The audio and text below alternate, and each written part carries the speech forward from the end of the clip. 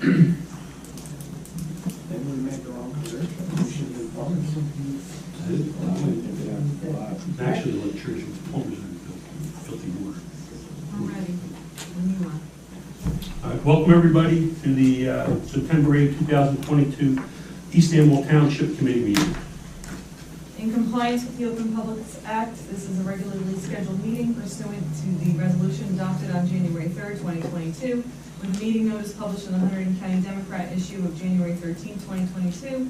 A copy of the agenda for this meeting was forwarded to the Hunterdon County Democrat, Times of Trenton, and the Star Ledger, posted on the bulletin board and filed in the clerk's office on September 6, 2022. Ms. Casper Bloom? Here. Mr. Mills? Here. Mr. Wolf? Here. Ms. Ramsey? Here. Mayor Castellano? Here. Please stand for the Pledge of Allegiance. Pledge allegiance to the flag of the United States of America, and to the republic for which it stands, one nation, under God, indivisible, with liberty and justice for all. Please remain standing. Just, we want to just recognize the 21st anniversary of the events of September 11th. If we could just have a moment of silence.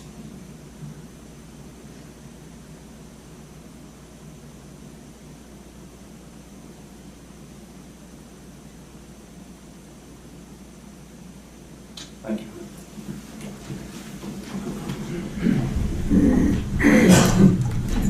Under agenda review, we are adding standing committee reports. The recycling committee has a resignation of one member, and we're going to appoint 2 new members.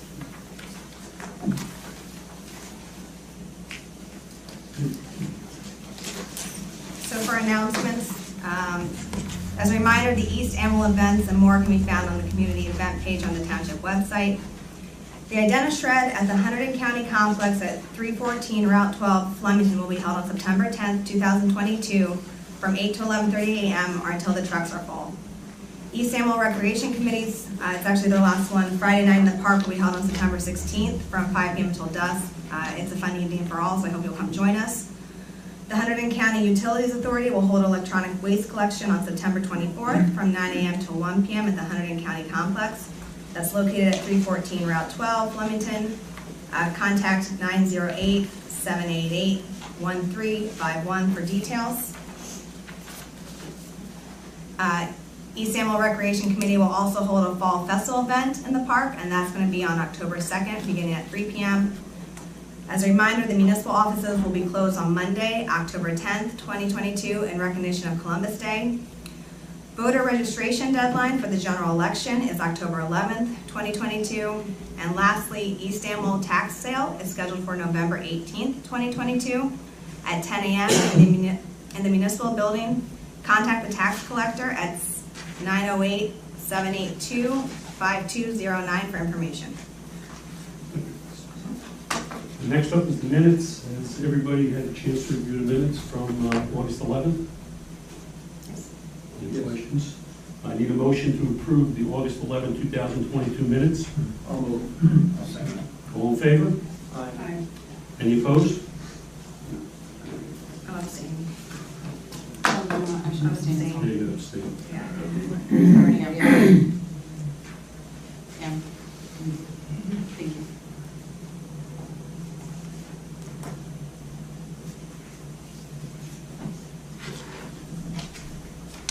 Next item up is graveyard.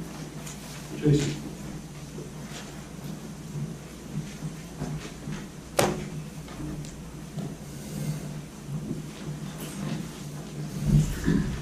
I know we've had some issues with the graveyard. It's been shut down for probably 2 months, give or take, maybe a little bit longer. Why don't you just kind of highlight what's happening, or what's happened, the reason for it? Well, the pile's gotten much bigger, and once I started getting quotes to grind, I knew it was going to be more with the price of fuel, but didn't expect the prices to be as high as they were. So I brought it to the mayor's attention that this was a major budget issue for us, because some of the quotes I got were, $7,000 plus higher than what we paid the year before. And even after I got the quotes, we had several large dumping events occur on the weekends or while we're out working because no one's in the yard during the day. You know, we go and get our equipment and supplies and out we go. And even after getting the quotes, the pile grew significantly to where I was concerned that we weren't going to have the prices honored that we already had because it was going to add extended time. So we got what we thought was a good quote, and we closed the yard because the contractor promised to be in relatively quickly, and of course he was delayed by several weeks, which just exacerbated the frustration of everyone. And it was supposed to be a 3-day job, and it took a week. So typical low bid experience is basically what I had with him. So, you know, if this is definitely going to impact the budget. It's going to impact the budget for next year. So I'm just looking for the committee to give direction on what you would like to do. All right, so the first big issue we have, obviously, not being manned, right? I mean, any of the surrounding towns have unmanned? Not that I'm aware of, no. So there are, and who mans the DPW personnel, usually? Usually in my town where I live, it's, I mean, times you'll go there and the clerk is there. I mean, just whoever they get to make sure they're residents and they're bringing in what they're supposed to be bringing in. And now the guy that did it this year, how much did he charge us? $12,000. And will he do it for that next year? No, he said he cannot do it for this year because of all the debris that was in the pile. What kind of debris? Iron pipe, shale bars, cement footings, rocks. He did some pretty severe damage to his machine where he clearly lost money on this job.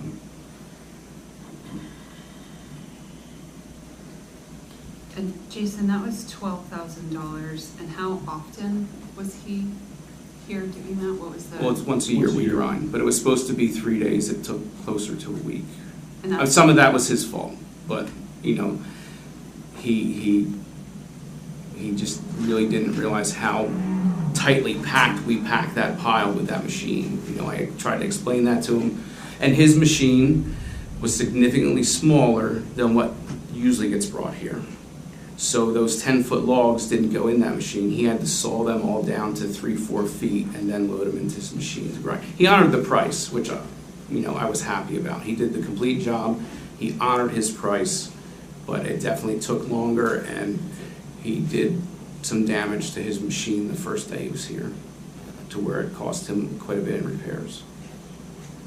So I know you and I have been talking about it, and what do you think the solution for, I mean, we're not going to keep it closed, obviously, it's a service to the residents. Well, it's up to you. Do you want to budget a lot more money next year to grind the pile and leave it open as it has been, or do you want to try to get it under control? Well, we obviously want to get it under control. I think part of it is the stuff that was being dumped in the grid yard far exceeded what was generally accepted that should be dumped in there. You know, the piles, every year it gets a little bigger, and, you know, it definitely jumped in size this year. No, the trees shouldn't be dumped in the grid yard. Well, no, that's not how it was originally designed. No, that wasn't the original intent of what was done over there. So I think what we're looking to do is probably put some guidelines around the grid yard. Jason, one of his guys, offered to work it twice a month. Yes, twice a month. He We said have he's to pay him. available. There is some money in Jason's budget that we can pay him. Jason thinks that by controlling what gets dropped into the grid yard, will keep the pile down, and thus the grinding mill at the end won't be anywhere near what it was, right? Well, I mean that's the theory. The theory, right? Well, what's your next bid? 20? So the next bid, who actually ended up not being able to do the job, was $17,000, and the next bid after that was $22,000. 22. Now that's the company that has much larger machines capable of grinding stumps and the bigger logs that are left in there in one piece. But also wasn't part of the increased bid, the fuel price. Yeah, some of it was that too, but it's usually a 2-day grind, and all 3 contractors quoted 3 days. So it was a combination of the two. Well, you don't have a budget line for this, right? No, I don't have a That's line what item, we so need to do yeah. is create a budget line. Yeah, you know, if we're gonna reopen it the way it has been, we should definitely create a line item and put a good amount of money in there.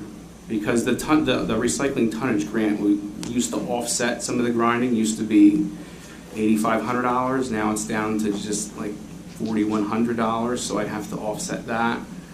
Fuel is up, obviously, and the amount of time, because the pile's bigger, is up. So it's a combination of various things that have increased the price, but, you know, when I saw the numbers come in, I wanted to bring it to your attention, like, you know, this is kind of where we're at on that, so how do you want to handle it? What's the cost of paying somebody for twice a month? Like, what's the yearly cost on that? Yearly An cost estimate?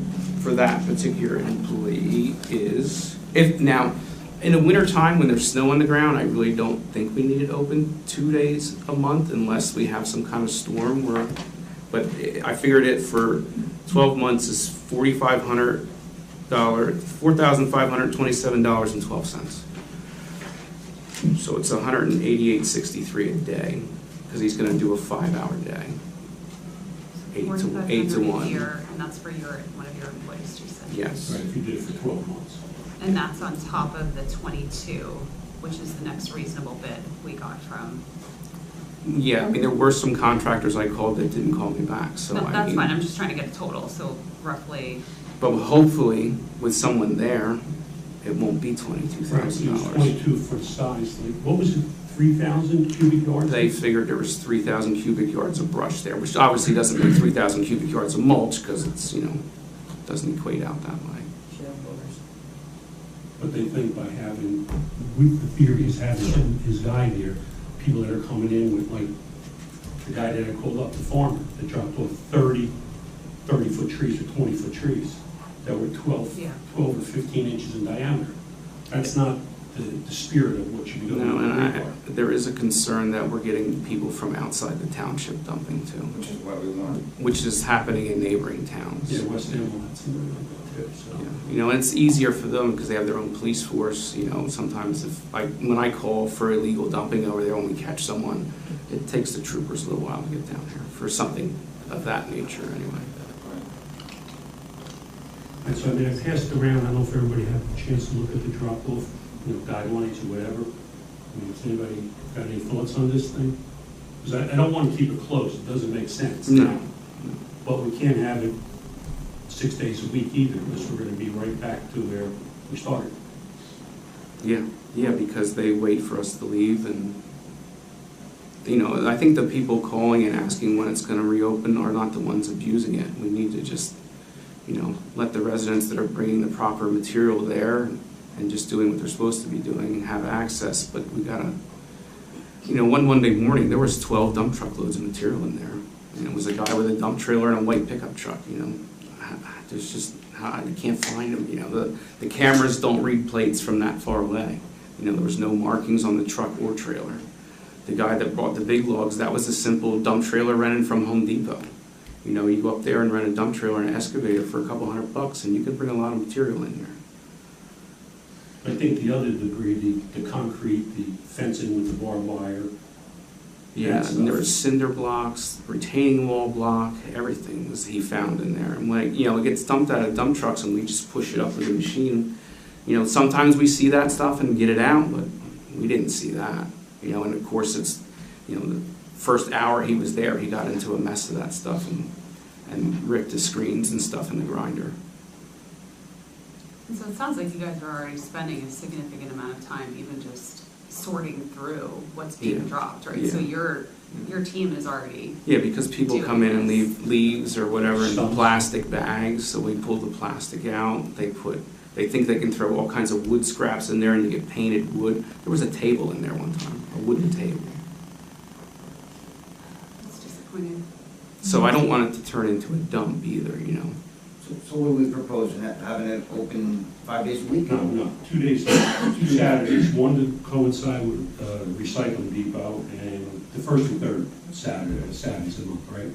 Yeah, that's what that's what I got Dave to agree to. For 5 hours each time, You know. but also basically the description of what you can drop off, what you can't. Like I said, leaves and lumber, construction debris, which is all shell bars and stuff like that. No. So, Yeah, surprising to me, and that I learned, is that leaves are very abrasive to those mulch machines, and it ruins the knives. And they all said that. I had no idea. I would have never thought that. So they, I don't recommend leaves in the pile. So if we kept the grit yard as is now, the estimated cost is $22,000 based on what, I would say it's going to be around that 20,000 mark. Yeah. do you have an estimate of what it would cost us if we go down to the 2 days a week? What do you think I would hope to cut that back closer to where it used to be, to 10 or 12,000. I would hope. If we eliminate the dump trucks and dump trailers, which can bring in massive amounts fast, that will help. What's the stumps that are issues too, right? Yeah, there's stumps. People dump stumps in there, and then the dirt and stuff is still on the roots. The dirt's not the problem. The dirt's full of rocks, and the machine's not a rock crusher. It's a mulch grinder. So now I have a pile of stumps over there I got to deal with somehow. Anybody any thoughts, comments? Well, I think if you're going to propose for a vote these guidelines that were sent to us at 12:30 today, this has to be sent out to the public. No, You we have just to put get this comment. thing just out, just as a government, like a starting point kind of thing. It's not definitive. East Amwell offers its residents very little in the way of services. One thing we do offer is the grit yard, and my impression, and I'm pretty confident I'm right, is a lot of residents use that grit yard. And while there are people who abuse it, there are people who abuse anything that's offered below regular cost, whether it's grants, whether it's interest-free loans, whether it's our recycling depot. People abuse our recycling depot. We come there on a Saturday, and there's who knows what in the dumpsters. So if you're going to offer people something at no or below market cost, you're going to have abuse. You do what you can to minimize it. I agree that we ought to do something to deal with the abuse. Maybe we need more cameras. Maybe we need more licensed reading cameras. But to me, what's proposed in what was sent to us today is effectively going to foreclose many, if not most, of the residents who use that grit yard from using that grit yard. Some of what was in this I don't even understand. I don't understand what a residential wooded area is, but you can't bring any brush from clearing a residential wooded area. I don't even know what that means. But saying to people you have 2 days a month, 2 Saturdays, and you have from 8 till 1, and you can't bring dump trailers, for example. Some people, that's their only way to get it here. They have a vehicle, they have a dump trailer. They don't have a pickup truck. If they want to get brush here, they load it in their dump trailer. So you're foreclosing all of those people in favor of those that have pickup trucks.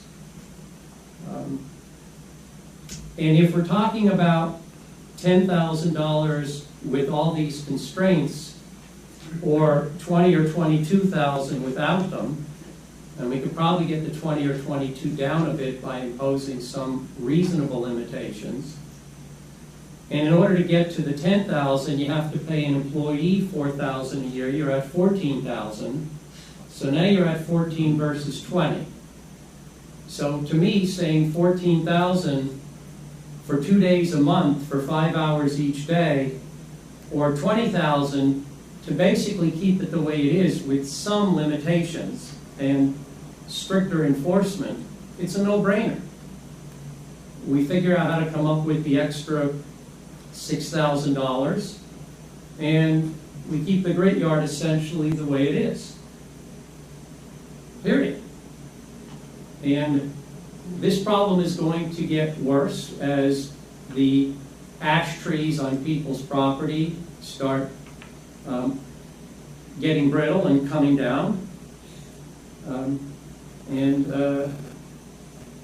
Either we're offering the service or we're not. And if we're offering the service, we have, well, I shouldn't say the service, the facility. Either we're offering it or we're not. And if we're offering it, limiting it to 2 days a month, 5 hours a day, to Saturdays a month, 5 hours a day, that to me, for a lot of residents, isn't offering the facility.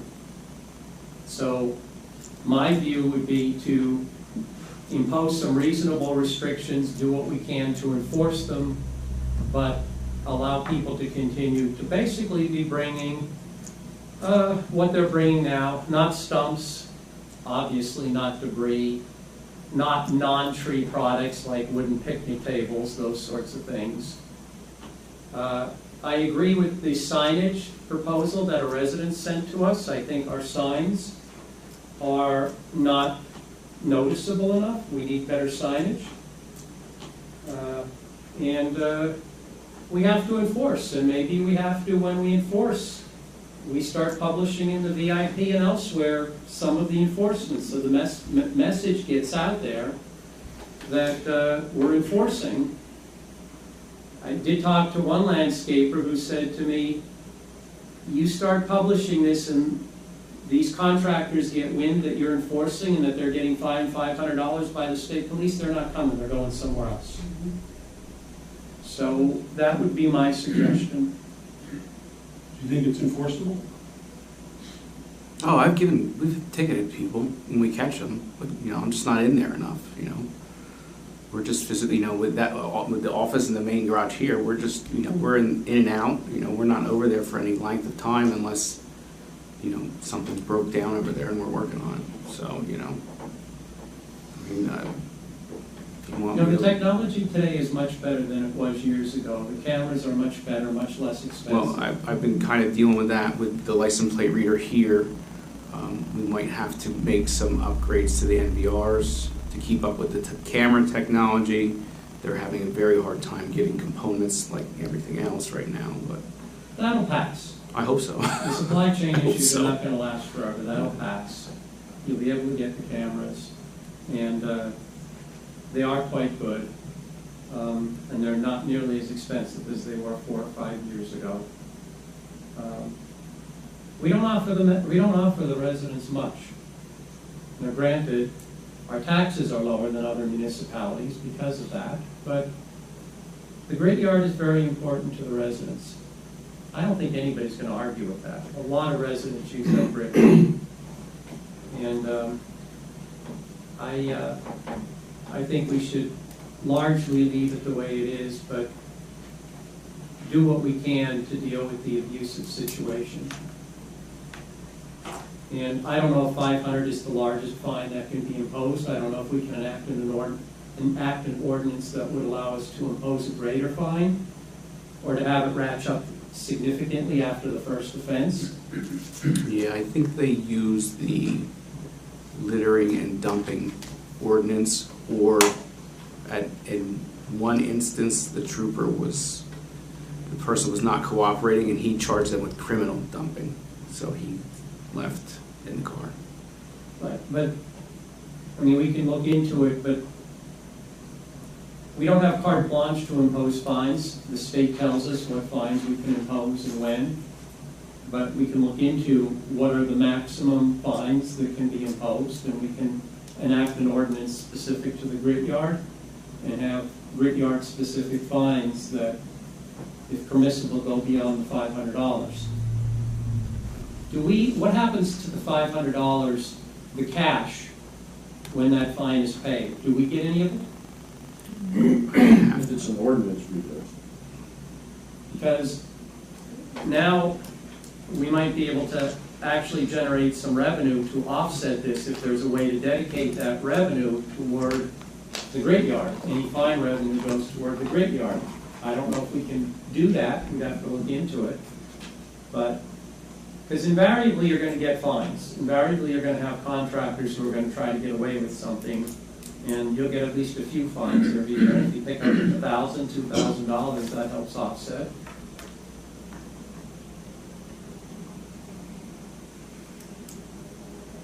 I don't know, I'm not why is every town pretty much around here has a manned grit yard, right? Because it can't be controlled otherwise. Well, they're recycling yards, so they're, you know, West Amwell does it when they're doing trash on Saturdays. Because if, you know, if you don't watch it, these things happen, so you have to, it's up to you guys. Is it possible to do it during regular working hours? Well, there's only 5 of us, so how am I giving up a guy? Just, Yeah, no, I'm just asking. It's not cost effective to give up a guy when you figure your least expensive is $20 an hour plus benefits, right? yeah. So it doesn't, you start planting somebody there a meaningful number of hours, and the money you're saving on grinding, you're more than spending on a salary. And that and shorting the rest of us out on the road. Right. That's the more concern of mine.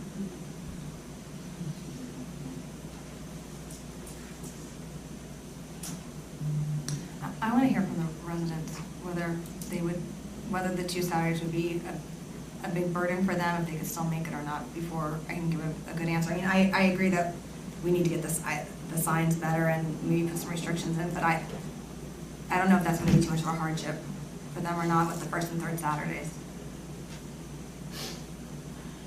Well, it's more than just the 1st and 3rd Saturdays also. I mean, this sheet we got has an awful lot of restrictions.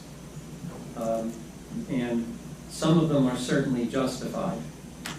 In the list of items, the bottom of that list, they're all justified. Fence posts, rocks, stones, plastic bags, all that, absolutely. The logs over 8 inches in diameter, I wouldn't include that.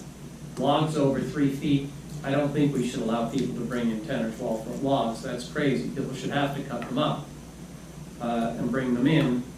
And so I don't have an issue saying to somebody, you gotta cut these things to no more than 3 feet. That's fine. Is 3 feet log, assuming we bring in somebody with a big grinder, does it matter to the grinder if it's 3 feet or 12 feet? Well, anytime you put anything solid like that in the grinder, it stays in there longer because it's grinding whatever, a log, down to an 1.5 inch piece of mulch. So that adds time. So the more logs you have in the pile, you've added time. Correct, but the point I'm trying to make is, can a grind, let's assume I have a 10-foot log, 12 inches in diameter.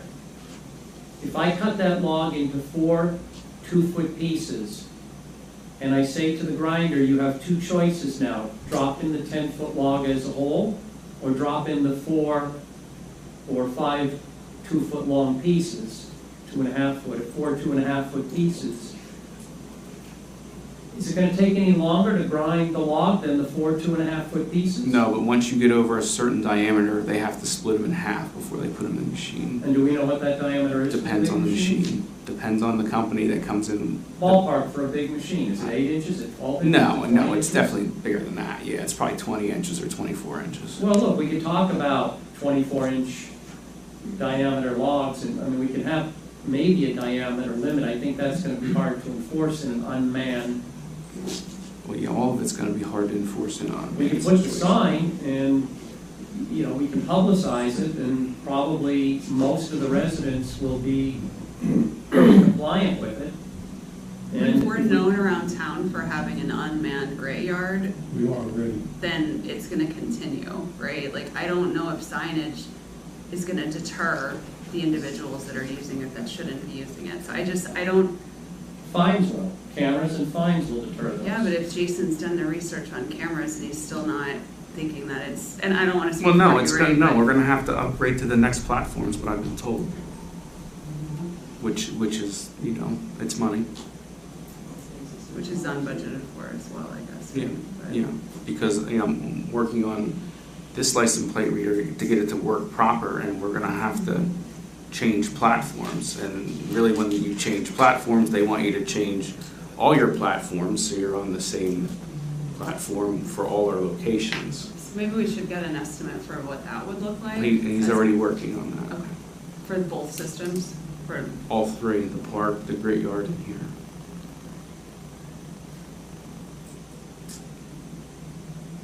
That's without, adding additional cameras. I'll have to talk to him about that. And then at the Great Yard, we're gonna have to run wire and Yeah. whatnot. But right now, the Great Yard's been closed, right? So do we, Well, it's been closed, and then when we had the chip seal, we had Yeah, I had tons to, of yeah. stone and stuff like that, so that was closed for another week or two, so Yeah. they were chip seal. But there's no reason now we can't reopen it, correct?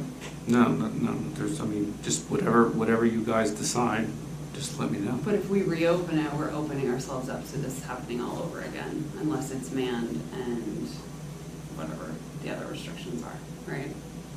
And not saying it would happen, but it could. Look, we have abuse at the recycling depot, we have abuse in Clausen Park. So it goes with offering these things. And manning it is not going to be cheap, unless you're gonna have a very limited number of hours, which I think is going to foreclose it to a fair number of residents. Plus, if you do it 2 Saturdays each month, I don't even wanna think about the traffic jam of people backing up to try to get in there. And that's gonna make people really cranky. And sometimes it takes a while to offload a pickup truck. That's not a dump truck full of brush. It's not a 2-minute offload. It can take 15, 20 minutes to offload that. So, I've given my view. We gotta get some money in the budget moving forward for these kinds of things, right? We don't have a line item for it, we gotta keep that in mind. Unfortunately, this is a catch-22. We wanna provide the service for the residents. Okay, it's not a service, but we wanna make it available. My concern is it's not really going to be an enforceable kind of thing. It's gonna be very difficult to enforce, and I'm not even really concerned about, the East Animal residents. I'm concerned about other folks that know that it's there and slip slide in and then deem it inoperable for the rest of us. So I can see Rick's point, we're gonna make it available or not, but by the same token, we open it up, 24/7, and we're gonna have this conversation potentially, At budget time. 8 weeks from now. Yeah. We open it, we shut it, we open it, we shut it. That's the kind of thing that I hope to avoid. Well, sometimes we do have to close the yard when they're grinding. When we do that volume of chip seal, you got dump trucks in and out. We see how they are. Cleanup day, it's too congested. It's not safe to have, residents in there while stuff like that's going on. So that's going to happen from time to time. There was 1,100 tons of stone in there, and tar trucks in and out, and dump trucks in and out, and the loader working. Should we consider potentially opening it up and having maybe not a DPW worker there? Maybe somebody that might not cost $20 an hour? Maybe a high school kid or a college kid? Well, Volunteer. Maybe Francis wants to be the bodyguard at the gate. Done it before. I sent photographs in last year of a landscaper dumping with his truck and his plate and all that stuff and got no action. If we're gonna open it, And all that other let's stuff. definitely open, let's not. We're gonna open to the public. Let's, Any time frame on that estimates for cameras and stuff? no, I just happened to be talking to him the other day, but he threw out, platform change of, could be up to $8,000 for all 3 systems, because it's not one. And then camera system. cabling and everything else extra. Yeah. right, but that's for all 3, that's to upgrade everything. Yeah, that's to upgrade everything. Yep, so everything's on the same platform, so you access it through the same apps, and it all works together. That way you don't have a bunch of mismatched stuff. Maybe it's a conversation we have with Delaware Township. We have a part-time police officer who might not be making $20 an hour. I think maybe that's something we can consider. Like I said, it's whatever, I'm just, I wanted to bring this to everybody's attention so that when, next year comes and we can't find somebody that's $12,000, that there's not a shock factor. Yeah, because in essence, it was really only open 9.5 months this year, right? The time that we had closed, right? Yeah.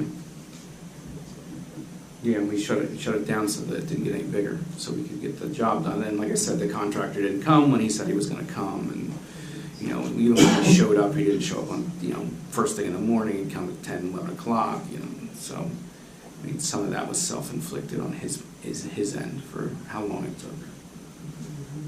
So is it not open, Yeah, it's closed indefinitely No, until just we decide what? Trying to decide what to do. So I think we have to do something Mhm. now, because it has been, we've gotten calls, I know Oh, I've sure, seen yeah, online yeah, chatter. yeah. about And it. everybody I've talked to has been nice, and they understand, you know, and some people have even said, yeah, I see these guys coming in there all the time, you know. Everybody's been nice and understanding about it. My vote is to open it now, like it's been done, because we've got the residents How long do asking we open for? for what the hours we had before, open it for a month, so I have a chance to hear what the residents want to do, a chance to get some numbers, and then we decide at the next meeting how to move forward with this. But it's been closed since May. And No. when's it been closed since? June, late June, Yeah. late June. Well, I mean, it's still a couple months they haven't had the service, so I think we need to keep what it was and work on this and let the residents say how they feel about the first and third Saturdays a month. I I mean, agree with Jenna. I think we need to reopen this and just reopen it the way it was. Let's get on the website, let's get in the VIP, every place we can, certain restrictions. And we have to give the residents the opportunity to come in and weigh in on this. There's been nothing on the website in the news flashes, people asking me, when is this going to reopen? Is it reopening at all? There's been no communication. I get this sheet at 12:30 today, when this great yard's been closed for over 2 months. Why are we getting these guidelines 6 hours before the meeting? It's just not a way to run a business. Understood, Rick, understood, but we were trying to work with West Hamel to get, follow their guidelines, what they use, and we got the sheet from them, right? You got it. Yeah. Look, that doesn't explain getting this when the grit yard's been closed for as long as it has, and we've had this problem dropping it in our lap 6.5 hours before the meeting. Yeah, but in all fairness, I mean, any one of us could have done anything about this. It's not just Mark and Jason. I mean, I could have done something about it. You could have done it as well, so. I called Jason, I tried to do something. My answer was to reopen it. I was told, can't do it without the mayor's consent. So what am I That's right. supposed to do? That's right. I mean, you Tell could me what I'm have supposed to do, All Tara. right, let's not raise our voice, we don't have to do this. Rick, you could Okay, have I'll talk surfaced quietly. something What in am I supposed to email. do, Tara? You could have surfaced something in email somewhere. Jason, Look, you I didn't only do violated anything. the open Rick, public I meetings just act like you openly okay disclosed that I around didn't do one anything month? either. I'm I just told saying you, that I'll we do could have whatever done you want. something. Jason's here on his weeknight. I think we listened to him. He's telling us that he has concerns about this. I'm aligned with Jenna's proposal, but like, I don't think it's necessary to repeat 3 different times that we only got this thing 6 hours ago. Okay, let's, It's fine. No, it's not fine that we got it 6 hours ago. It may be fine to you, it's not fine to me. You could have Let's move on. emailed and Let's move surfaced on. something else. I service the guidelines. To Is reopen, everybody that was o- my service. everybody I was told o- I couldn't because of the everybody mayor's open consent. to the idea of opening for a month? Well, you can do research, we'll do kind of Yeah. reach out. Yes. I assume there's some people here too, since it was on the agenda, might have some comments. But yeah, I think we open it for a month Sure. and hopefully we'll come to some decision at the next meeting in October. Because I understand all the concerns, I get it. I just want to hear what people think. But it needs to be open. Okay.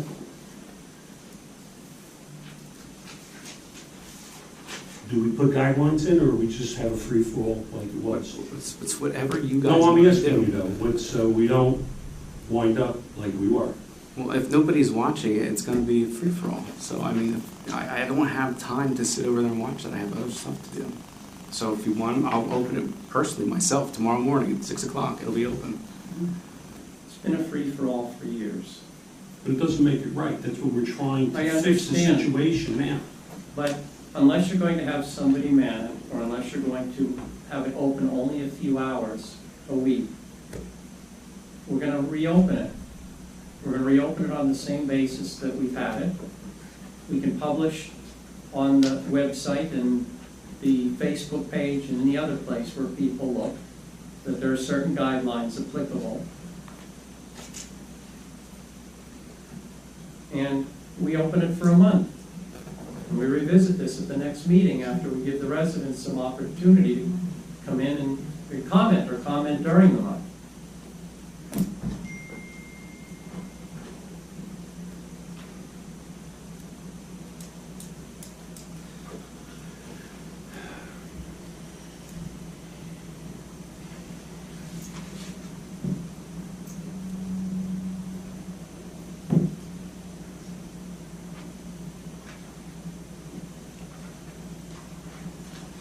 What do you think the maximum diameter? I mean, just so you put it out there, so you just have it. I mean, West Hamel does 12 inches, I think. Is that what it is? Yeah, I Yeah, don't West have Ham's a copy of that, so, I mean, So are you proposing these ones in the bottom, the logs, the building materials, grass clippings, posting that around? Yeah, And not to put on the updated signage then as well? well, we'll put it on the website and wherever else we can put it up. yeah, For it's the gonna next take a one. while to get signs. And, well, It'll take time to get signs. yeah. Well, we need to decide what the restrictions are gonna be, and we wanna get input from the residents, so I think it's premature to order signs right now. I didn't say about order signs, I'm saying just put general guidelines out about no stumps, no leaves, no bags, no, any of that kind of stuff. Because that's where it kind of got off the rails again. So we'll follow West Amwell's general guidelines. Post it out, open it tomorrow, and we'll bring it up next month and try to solicit residents' input and see what they say. Okay. All right? Go like this. Chief? Yeah. I just want you guys to be Close aware. in 2 you weeks, know. right? Huh? I mean, Yeah. if somebody doesn't do the right thing, we'll see where we are in a month. All right, and then work on the technology stuff. Yeah, that's gonna take time. I can already tell, that's gonna take time. So, okay. Okey doke. That's fine. I'll open it tomorrow morning, 6 AM. Before you go, are you okay with the contractor who submitted the low bid on the Sandra Road project? That's capital paving, yeah, they're actually doing the work on 604. They've been doing all the county work lately. They're reputable and you're okay with that? Yeah, I mean, they're $30,000 cheaper than the next closest bid, so. Right, I just wanted to make sure that Yeah, you... yeah, no, Bill's worked with them, Okay. All right. and he knows of them. Because that's coming up later, but while you're... Yeah, as long as that goes through later, I'll let Bill know in the morning, and we'll schedule a pre-construction meeting, hopefully for next week. Okay. Because they have every intention of getting it done this year. Thank you. Yep. Thank you. Thanks, Jason. Thank you.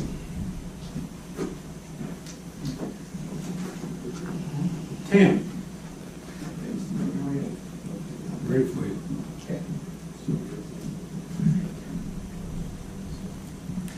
Thank you very much. I appreciate you letting me chat with you one more time about the Peddler's ordinance. You should have gotten some material from me or through Linda. You should have gotten 2 copies of the ordinance. One's annotated. I made some minor revisions to it, mostly wordsmithing. The annotated ones mentions the changes that they made. Essentially, I tried to streamline the ordinance a little bit so that I could slim down the definition section. Even I didn't like the definition section when I first showed it to you. I thought it was a little clunky and tough to understand.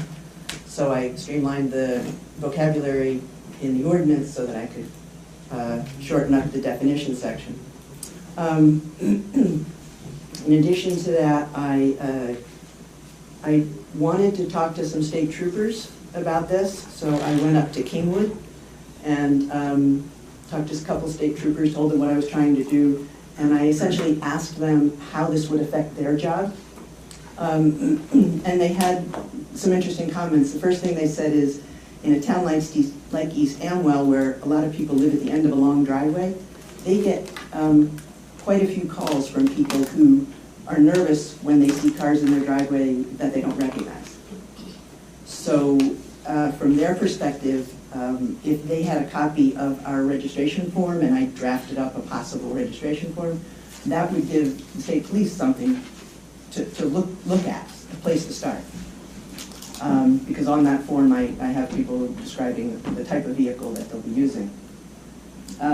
They also said that they thought it would be highly unlikely that people who were up to no good would sort of fill out the form in order to get a badge so that they could go to house a little more easily. From their perspective, they said most criminals don't like to have their picture taken by any level of government. But they said especially if we made it clear that that form and their photo was going to be sent to state police, they really probably wouldn't do it. And then they also said if there is a problem, obviously they can handle it whether we have this ordinance or not, but they would have more information sooner and this would help them. So they said they didn't think it would hurt, but it could definitely help in the situations. Because again, the main problem with these people who go door to door is not that they're annoying people trying to sell them things they don't want. Most of the time, they're not really trying to sell anything. They're trying to scope out the house to see if it's worth breaking into later. So that's what we're trying to avoid. So I made some changes based on my conversation with them, namely that the registration form should be sent to the police, and that's both now in the ordinance and on the form. I also did a survey of towns in the area. I looked at all the towns in Hunterdon County and in the 4 New Jersey counties that surround Hunterdon to see who had peddlers ordinances and who didn't. I could not get an answer from Stockton. You know, it's very small. They have less than 500 residents. They don't even know if they have a peddler's ordinance. I've called them twice on that. But of the other 119 towns, we're the only one who doesn't have it. And that surprised even me. I thought, you know, most towns would have it, but I didn't realize we were the only ones who didn't. Admittedly, a lot of the other towns have peddlers ordinances that are old and outdated and predate the U.S. Supreme Court that really sort of set the tone and the law for this. But I believe that the ordinance that you have in front of you is consistent with the 2002 Supreme Court case. I ran it by Frank. I think Frank thinks it's also defensible, but I'll let him speak for himself. But I just thought that was interesting information that you should have, and you have a table of all the other towns in the survey that I did. You also have a copy, as I said, of the application form, which I've modified just a little bit, as I explained. Last thing I want to mention is I had another conversation with Cindy Daly, who is the instructor from Hunterdon Polytech. She's a graphic artist. It was her class. She was gracious enough to let me make this project a classroom assignment for one of her graphic arts classes, and that's where we got those badge designs, and I gave them to you. Those are the same badge designs I gave you last time. But I called Cindy and I asked her if we needed some help finalizing the design for the badge and also figuring out how to implement it, if we need new software, how do we get the picture onto the badge, so on and so. Is that a service she could provide us? And she said yes. I did not ask her for a proposal or anything because I figured, I don't even know if you guys want to do this yet, and we have to figure out what that scope would be, but at least I wanted to identify that there is somebody that could help us implement this if we wanted to do this. So at this point, what I'd like to know is I'd really just like a straw poll to know, if there's a preference on the township committee, whether or not you want to move forward with this and get this ordinance in the form and get a proposal for, implementing all this from Cindy. Do you want to do that, or should we just let this go? But I'm not going to keep spinning my wheels on this. So I'm happy to answer any questions. Jen?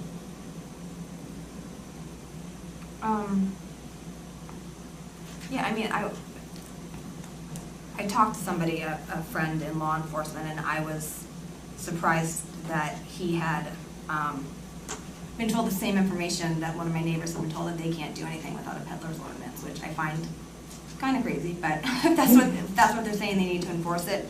I was kind of neutral on this, but that talking point kind of, it kind of turned me. I personally haven't had a problem with people coming, door to door at my house, but I would assume some in the village might, so, I mean, I'm okay moving forward with it. I might want to look over the ordinance a little more before we, finalize it, but I'm fine with moving forward with it. Just to your point, I mean, the only reason I'm doing this is because it happened to one of my neighbors and I'm on the mountain. Yeah, I know, I was surprised to hear that up there, yeah. Right. Thank you. Mhm. Yeah, so, first of all, Tam, I think it's really commendable that you've done all of this, because you have put in a significant amount of work. When you sent the document of all the towns that you reached out to, the list is quite extensive, so that's a lot of hours on the phone, so thank you. And similar, I didn't know about the law ordinance piece of it and what's enforceable and what's not, so I think that's really important, that, and I've seen the online chatter, and we've had people knock on our door and ask about, it seems to always be the paving of the driveway. That's just not good. Yeah, and honestly, it always just seems a little bit sketchy. So if, we've never done it, but, I think that if this is something that would help the township as well as put at ease some people's minds. I know I had some concerns around the badges and enforceable, and would this really deter, quote, the bad guys, the bad gals? It sounds like it might, and I appreciate the research that you've done here. I would like to hear more about your context, Cindy. So I'm all for it if we want to continue to pursue this and see. I'd like to see more of the process, and Right. I know we'd also talked about it being like a burden on on Linda and her team to potentially have to be giving out badges, things like that. So if we could just iron out some of the process related things, then I'm at least for us pursuing this. Right. Just to put this in context, Pam, correct me if I'm wrong, you issued 840 dog licenses this year? Yeah, around there, Yeah. 840, not, 850 on them. Yeah, we're not gonna get anything near I that know, on this. I know. So, I was just worried just some about, perspective. yeah. Yeah, I think we can make it work, especially if it's all just a matter of software. And it's a $25, that's what you're proposing That was too? my proposal, if you want something different, yeah. That would help with the great yard, so. Come up. Sure. Well, being in law enforcement for 25 years, plus years, bad guys don't pay attention to ordinances. However,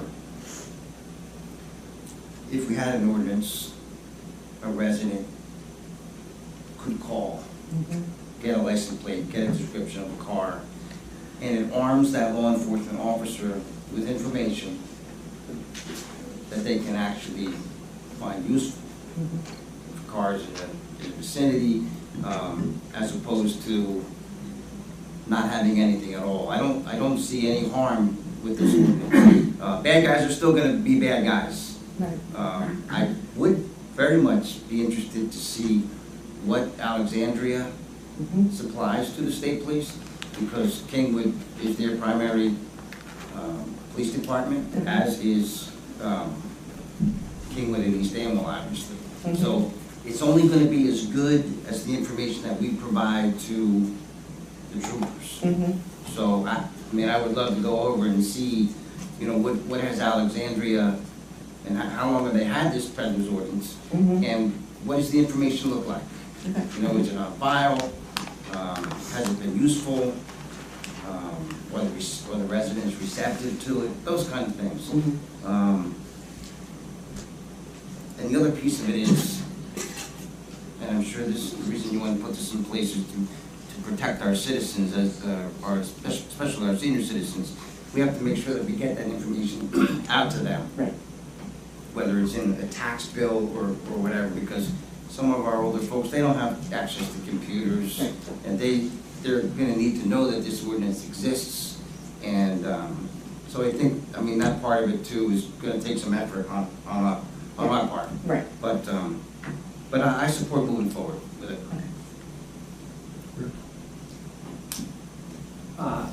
Initially, I was not a fan, as you know, because there are potential downsides to this. I had about a half-hour conversation with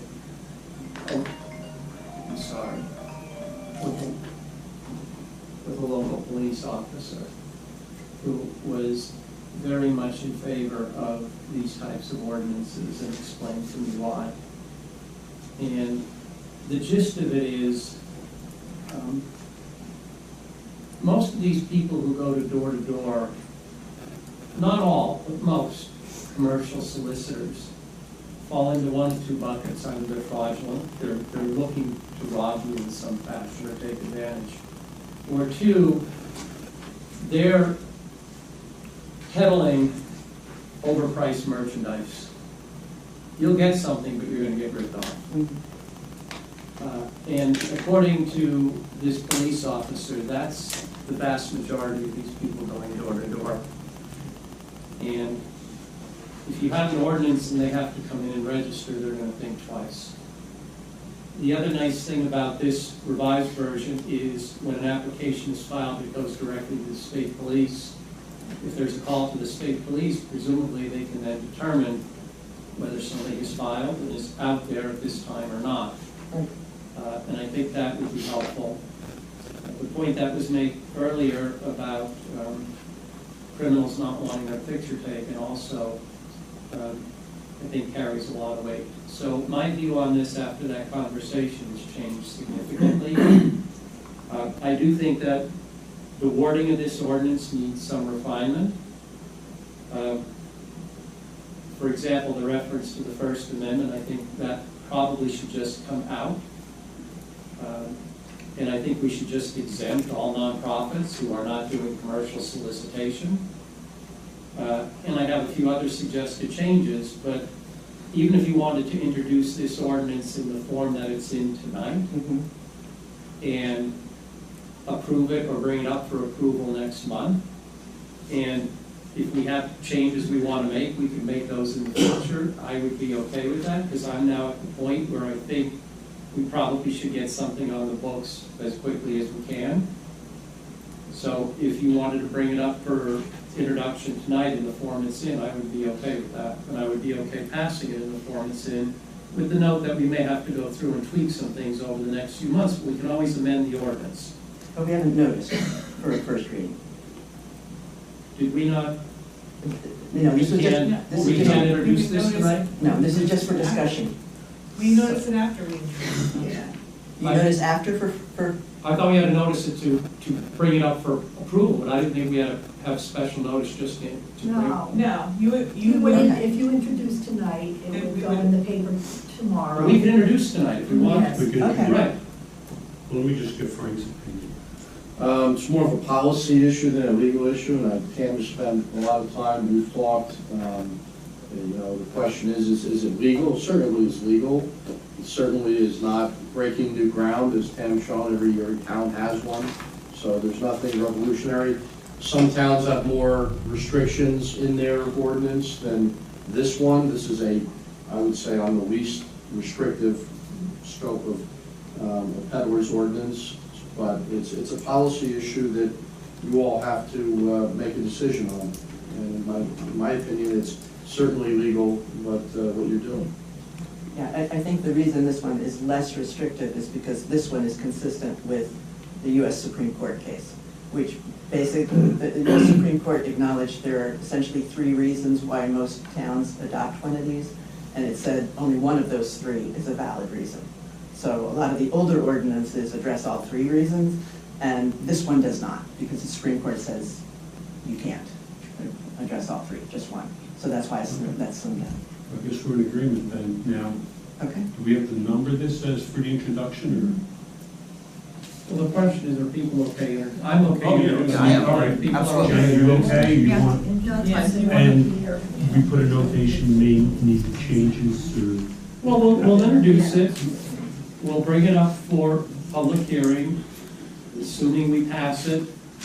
We just understand that over the next few months, we may come in and make changes. But I think it's fine passing it as it is, and I think, look, that conversation I had with a police officer that I really respect changed my view a lot on this. And I think we really need this. And I think we ought to get it on the books as Well, I quickly didn't as see the possible. perspective from the other side, from the police side, and, you know, it's obviously very beneficial for you and Yeah, yourself. and I don't know if you want to go back over there, but I would like to see where those Are those records kept electronically? How quickly are they accessed? Should a resident call, you know what I mean? Okay, I'll find out. I can find out. Why don't we introduce it after we do the other ordinance? Okay. Since that'll be the next number. Okay. Okay, all right. That's great. Thank you very much. I appreciate it. And should Linda and I work on giving Cindy a call and getting a proposal from her for helping us implement? I mean, in my last town, I did them myself for Okay. Word, and I was able to scan the pictures on and put them on, So you- so I don't think we need special software. Exactly, she may tell us that. I mean, her Okay. students were able to do it, so I can't imagine it's all that sophisticated. But we still might have to finesse the design of it, Okay. the design of the Yeah, badge. that's fine. So that's okay. All right, yeah, that's a offline conversation, so. Thanks for all your work on that, Tim. Thanks. Thank you very much. You're welcome. Frank, you want to talk about this special limited brewery license? I mean, it's really just done from Clinton, I guess, is obviously trying to bring breweries in. How does this affect us at all? It really doesn't. I don't really understand why it's on the discussion block. I think it's a question of whether or not we want to support what Clinton did in asking the governor to lighten up on some of these restrictions that are being put on breweries, and not something that really particularly applies to East Amwell. But it's on for discussion, and you all can discuss how you feel on that subject. I don't think we have any distilleries or breweries. We don't have any breweries. We have a winery. I've heard about this, but I don't even know what the restrictions are. I've heard they're bad and that some microbreweries are contemplating leaving New Jersey and going across into Pennsylvania, but I don't know what they are, so I'm not really prepared to have a discussion on this. I think they were just looking for backing in numbers kind of thing. I just figured we'd put it out there because they sent it down. I haven't seen what Clinton is asking, what their resolution they'd be asking us to join in. Yeah, there was nothing in the Google Drive. I don't know that there's anything for us to approve. No, it wasn't anything approved, just have discussed, but we have no breweries, and I don't think there's anything on deck. So, Right. you're right, that's over. All right, on to standing committee reports. We had a resignation from the recycle committee, and I have a motion to approve the resignation of Thomas Manzo with regrets from the recycling committee. So moved. Second, Second. all in favor? Aye. Anyone opposed? And we have a motion to appoint Michael Cochufello and Rachel Atley to the recycling committee. I need a motion to approve the resolution. So moved. Second. All in favor? Aye. Anybody opposed? No. Okay. All right, can I have a motion to open to the public for topics not on the agenda? So moved. Second? I'll second. All in favor? Aye. We're now open to the public. Anyone? Yes, come on. Is this? Give your name and address, please. Yeah, sure. Arslan Hussein, 48 Wartsford Road, Ringgold, New Jersey. Thank you for your time, honorable members, Township Committee, and fellow residents. So with a heavy heart, I approach you all tonight to talk about a very dreadful topic, hate speech, which showed up its ugly face on a post last week, I believe, which was subsequently liked by some residents and, to my surprise, one of the committee members as well. If you guys haven't seen the post, we have a copy here. We can circulate around. I have a copy here as well if you guys like to see it. I like to start with saying, as you all know, there's no place for such talk. Shouldn't be place for any talk like this in our towns, small businesses, schools, or any place for that matter, especially in our homes. This talk was around, specifically around, I can't even repeat what was posted, but happy to share. Some of you have already seen it. What's most disheartening is folks that are hardworking small business Americans being called anti-Americans. What's most anti-American about it is the Post itself. What's more and more anti-American about it is the folks that like the Post. And if promoting anti-American is about businesses run by immigrants, one should note that 50% of our Fortune 500 companies were either founded by immigrants or immigrants' children. And if we're proposing that we don't use immigrant-related services, reconsider. If that's really the case, then you shouldn't be using an iPhone. You shouldn't be using most of Amazon, because the founders were children of immigrants for those companies. About 50% of our tech CEOs are of Indian descent and are also immigrants directly.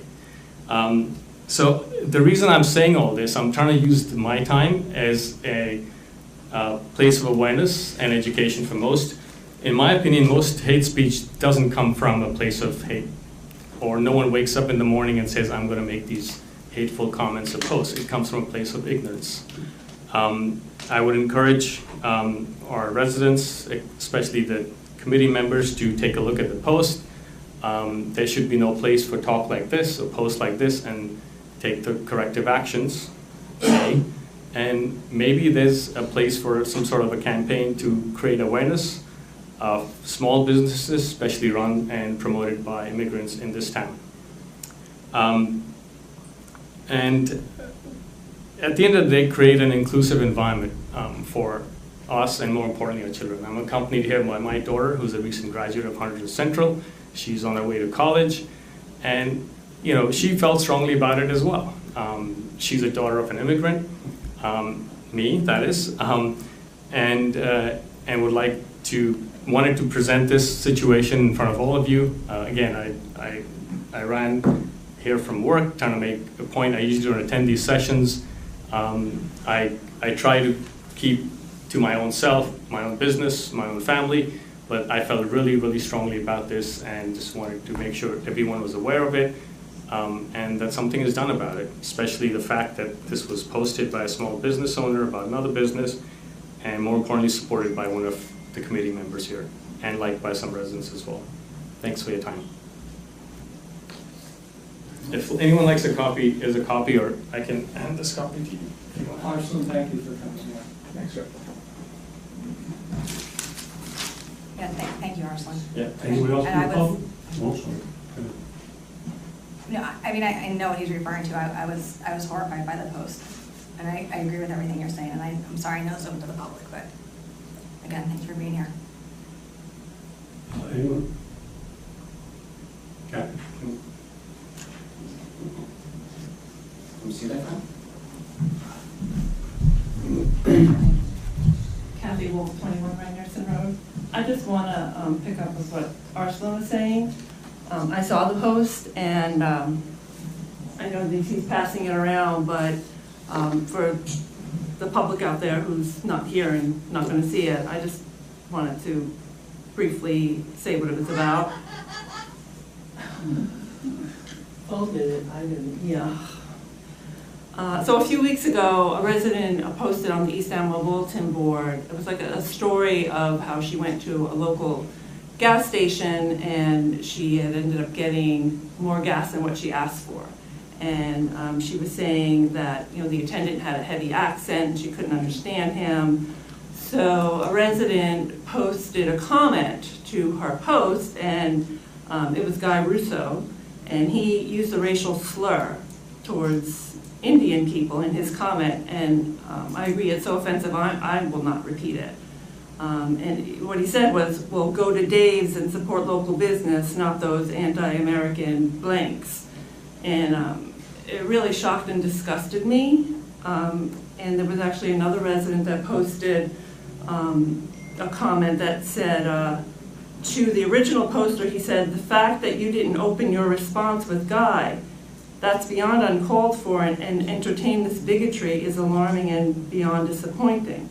And he also referred to racist Facebook trolls.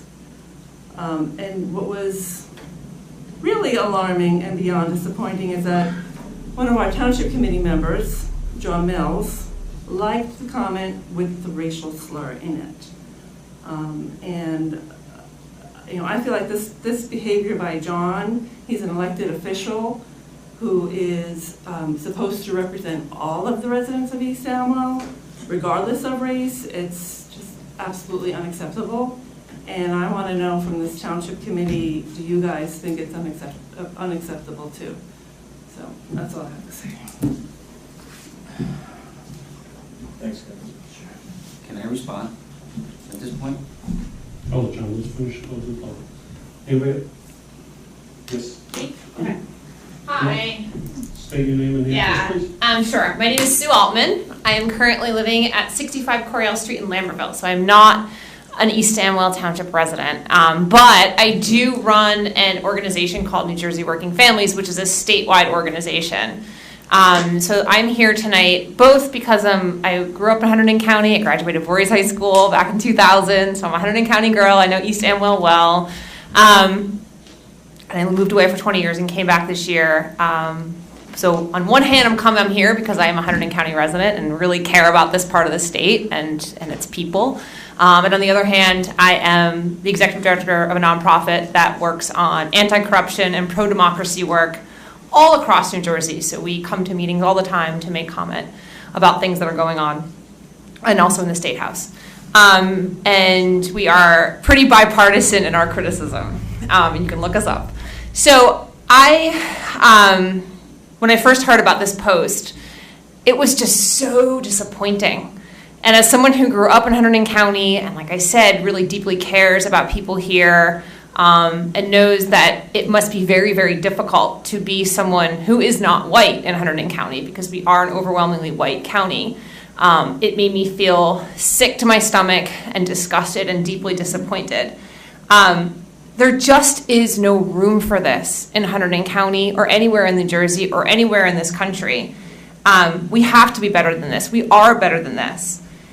And it's completely fair game for people to go on social media or elsewhere to debate policy and tax policy and dog license policy and the size of logs to go into a chipper and beer and breweries, and all of that stuff is fair game. And in some ways that is the essential function of democracy, is these like boring, unglamorous things. But you all find yourself holding office at a time of immeasurable significance in our country's history. And that is a deep, deep responsibility that you have to take with every ounce and soul of who you are. And your individual politics and the conversations that are happening in the country, you still have to represent the entire citizenry of this town, of every resident in this town in Hunterdon County. We're a small county, we are small towns, and each individual citizen matters in these towns. And I think it can be easy to sort of overlook things, and I think I would even say that if you saw a post like what was shared and you didn't say anything or speak out at all about it and you just ignored it, that's just being a bystander, and that's bad enough.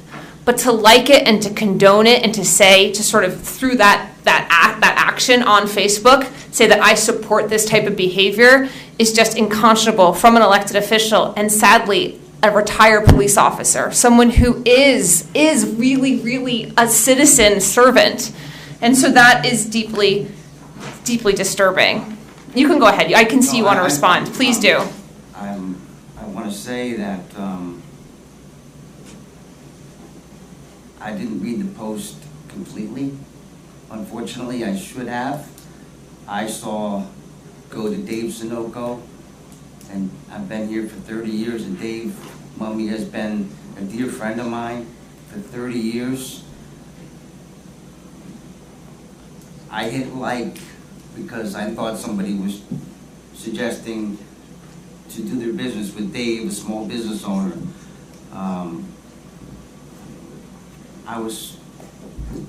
I'm profoundly sorry that I didn't read the post. It was late at night, and I even said to my wife, I said, oh my God, I read the rest of the post and it's out of line. It's embarrassing. And I'm going to be honest with you, when I went back to unlike it, after I saw, you know, it wasn't there. After I hit like, I'm like, it's, those folks that know me know that I would never support anything racist and inappropriate like what's written here. And the only thing I can do is apologize to you and say to you, I'm very sorry that I did not read the post in its entirety. I saw Dave Mummy, I hit the like, and it was the wrong thing to do. I mean, I've been friends with Dave forever, and I just thought somebody was, you know, plugging his business. And I learned a hard lesson here because I have to own this. I didn't mean it. I didn't mean anything that's written here. I was just simply trying to support Dave Mummy, and this is not something that I support. And the only thing that I can do is apologize because, yeah, I hit the button. I didn't comment. I hit the button, and I'm sorry for that. And I mean, I don't apologize to everybody out there. I saw Dave Sunoco, and every time I see something with local businesses, I thought I was supporting something good, and it turned out to be something that I was terribly sorry about. Well, then tonight might be a little uncomfortable because I think there are some other folks who might want to weigh in here, and I think it's probably okay that happens. You know, you did cause harm, whether you intended to or not with that. Well, I'm not the person who should be accepting the apology, so yes. And there's probably like countless other people who may have seen it, who aren't in the room tonight, who, you know, were harmed by it, whether they themselves feel that they were personally harmed by it or adjacent to someone who was harmed by it, or harmed by it as an American feeling uncomfortable by it like I was. But then I would also urge you to think, I mean, I don't know you, but I would then sort of say, okay, if this is really a one-off anomaly or it was a total mistake, like, what would the rest of your social media indicate? You know, if we were to go in and look at Facebook posts, and I haven't done that, so I can't, I'm just thinking off the top of my head. You know, were there other posts out there, other things that indicate maybe a desensitivity to some of these things, and is that worth some reflection? That's all. So I'll yield my time, the rest of my time, and pass it on to others who I know might want to speak tonight. Thank you. Thank you for engaging. The post was 14 words. I'm glancing at it now. You don't miss the racial slur. Didn't say go to Dave's Sunoco. Say go to Dave's and support a local business, not those anti-American racial slur. I'm not going to repeat it either because it's disgusting. Well, you didn't miss that. Rick, you don't know. You don't know me. Yes, I do. You don't know me at all. Part of the reason that our relationship went south, here we go, is because of your views. It must be election time. I find your views. Are you up for election? I'm not. Neither am I. So election time has nothing to do with this. I find your views repulsive, and that's part of the reason why you and I went separate. What views? I hope we're all to the phone. Let's. Yes. Hi, I'm Noreen. That's my dad. I turned 18 yesterday, so I'm still part of the youth, and I was just shown this an hour ago, and I think it's not okay at all. To be completely honest, I think you didn't think you would get caught, and I think now you're kind of trying to make up for that, and you didn't realize, maybe you didn't know that people can see what you like, but they can, and somebody did see it, and now everybody knows, and I think you're regretting that a little bit, and that happens, and I think now you're understanding that this could potentially make you look bad, and that's why you're trying to change it, and it's not okay. And you saying that you didn't read the whole thing, I read it in 2 seconds. I glanced at it and read the entire thing. It's not even a sentence long, and I just focused on Dave Sunoco is all I saw. It doesn't say his last name. Doesn't say Dave Sunoco. It just says It does say Dave. Dave Sunoco. Doesn't just go to Dave's. Doesn't say Dave Sunoco. Well, it said Sunoco in the post somewhere. It's printed Go out. to Dave's. Doesn't say it anywhere. It's 14 words. Doesn't say Dave Listen, Sunoco. folks, I understand how this looks. As a young Muslim American graduate from Hunterdon Central who lives in East Amwell County across the street, and to hear that one of our representatives is liking racist comments on Facebook is kind of hurtful. And I think now you're like, oh shoot, I'm in an awkward situation where I have to apologize. And to be fair, I'm not gonna lie, if you didn't get caught, I don't think you would care. You wouldn't apologize, nothing. So I did not do this intentionally. I did not hit. I don't think anybody believes that, if I'm gonna be Well, completely I'm honest. sorry that you don't believe that, but that's true. But you knew you did it, you never went back on and said, hey, I made a mistake. You didn't say I made a mistake until people came in and called you out. If it was brushed under the rug, you wouldn't have said a thing. Exactly, we never said a thing. This is nonsense. You're just piling a load of crap in front of everybody. This is your We're open job. to the public. Right, he can speak, I can speak. Anybody else? I mean, as the Okay. And if mayor, you do want you to think let them that's, speak as a member of the public. as the mayor, do you think that's acceptable behavior? He's apologized. I don't think it is acceptable behavior, but he's apologized, said he did it in error. And you believe that? Yes, I do. I know John a long time, yes. Okay. I think everybody sees differently, That's fine. but, all right, thank you. Who's next? Your name and address, please. Thank you so much. My name is Arti Krivik. I'm a Director of Democracy Organizing for New Jersey Working Families. I'm also a former elected official in a similar capacity as you are now, from a small town in North Jersey, very similar to East Amwell Township. I will say, as I was sitting there listening to recycling, chippers, Peddler's ordinance, all of this was very familiar to me. All of this made me both happy and sad. I was not on the other side of the dais. Having been an elected official in a similar capacity as you all, I understand deeply the hard work that you all do, the volunteerism that is here, all that you are trying to do when you think you're doing for the best interests of the residents in East Amwell. That being said, I also understand the higher stature and the higher responsibility that comes from being an elected official, for making public statements, either on or off the dais, on or off social media, and in particular, liking comments that are ignorant and bigoted at best, racist and divisive on the surface of it, regardless. When an elected official, particularly one of long-standing and long stature in this town, as you are, Mr. Mills, likes a comment like this, regardless of whether or not it was accidental, you promote an environment of fear and hate against people who look different, against people like me who are immigrants, and you foster greater divisiveness, which is absolutely the wrong thing to do and is completely against the best interests of the residents of East Amwell, who you represent. As an immigrant, as a former elected official, as somebody who's had this very same slur held against me to my face and otherwise, the impact is real. The fear, the hate, the attempted intimidation is real. And what you have done is try to make somebody like me a proud American citizen. Somebody who has served my community and continues to do so. Somebody like this young woman here and her father feel like the other. Feel like they don't belong. That they are not welcome here. Which at its core is not only undemocratic, it's un-American. And frankly, you should be ashamed of yourself.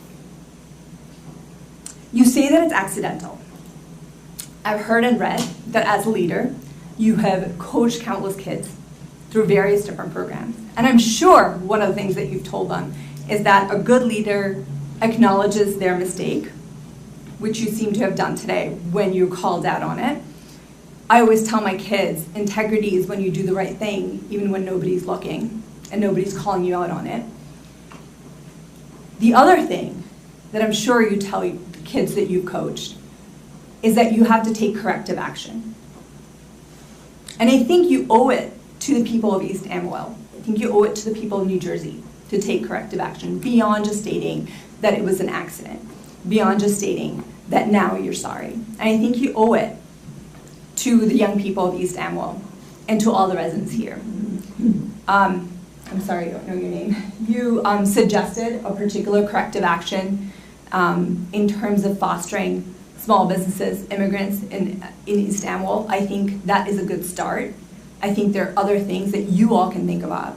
And I frankly think that as committee people, as a whole, as a body as a whole, you all are also responsible to make sure that you take corrective action and foster an environment of inclusiveness that goes against the kind of impact that liking the comment has made. And I'm here to tell you that that impact is real. So thank you for your time, and thank you for the work you do. Excuse me, can you please give us your name? Oh, I'm sorry. I thought I did. First name is Arati, A-R-A-T-I. Last name is Kreibich, K-R-E-I-B-I-C-H, 574 Doreen Avenue, Glen Rock, New Jersey. Thank you. Frida?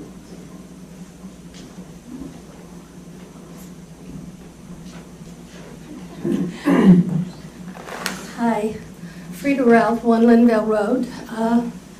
I was married for almost 50 years to an Asian immigrant, and we raised 2 children in this township. And yes, there was racial discrimination, including one kindergarten teacher who very proudly, on back to school night, told us that she had told the children it's okay to be different. I don't think the children would have noticed if she hadn't said that, but that's long past, and I was very appalled to hear that the township committee person liked this comment, and whether in error or not in error, I also think, I think it's good to support local businesses, but I think as a township committee person, one should not be preferentially supporting any business over another business. Race and bigotism aside, I don't think that's a professional thing to have happen in our township, and I'm not going to comment on whether I believe his retraction of the statement or not, but I just thought I would weigh in as to my experiences living in East Amwell Township. I love this township. I've been here 40 years, almost 42 years actually. Moved here in 1980. So thank you very much. Anyone else? Yes, young lady.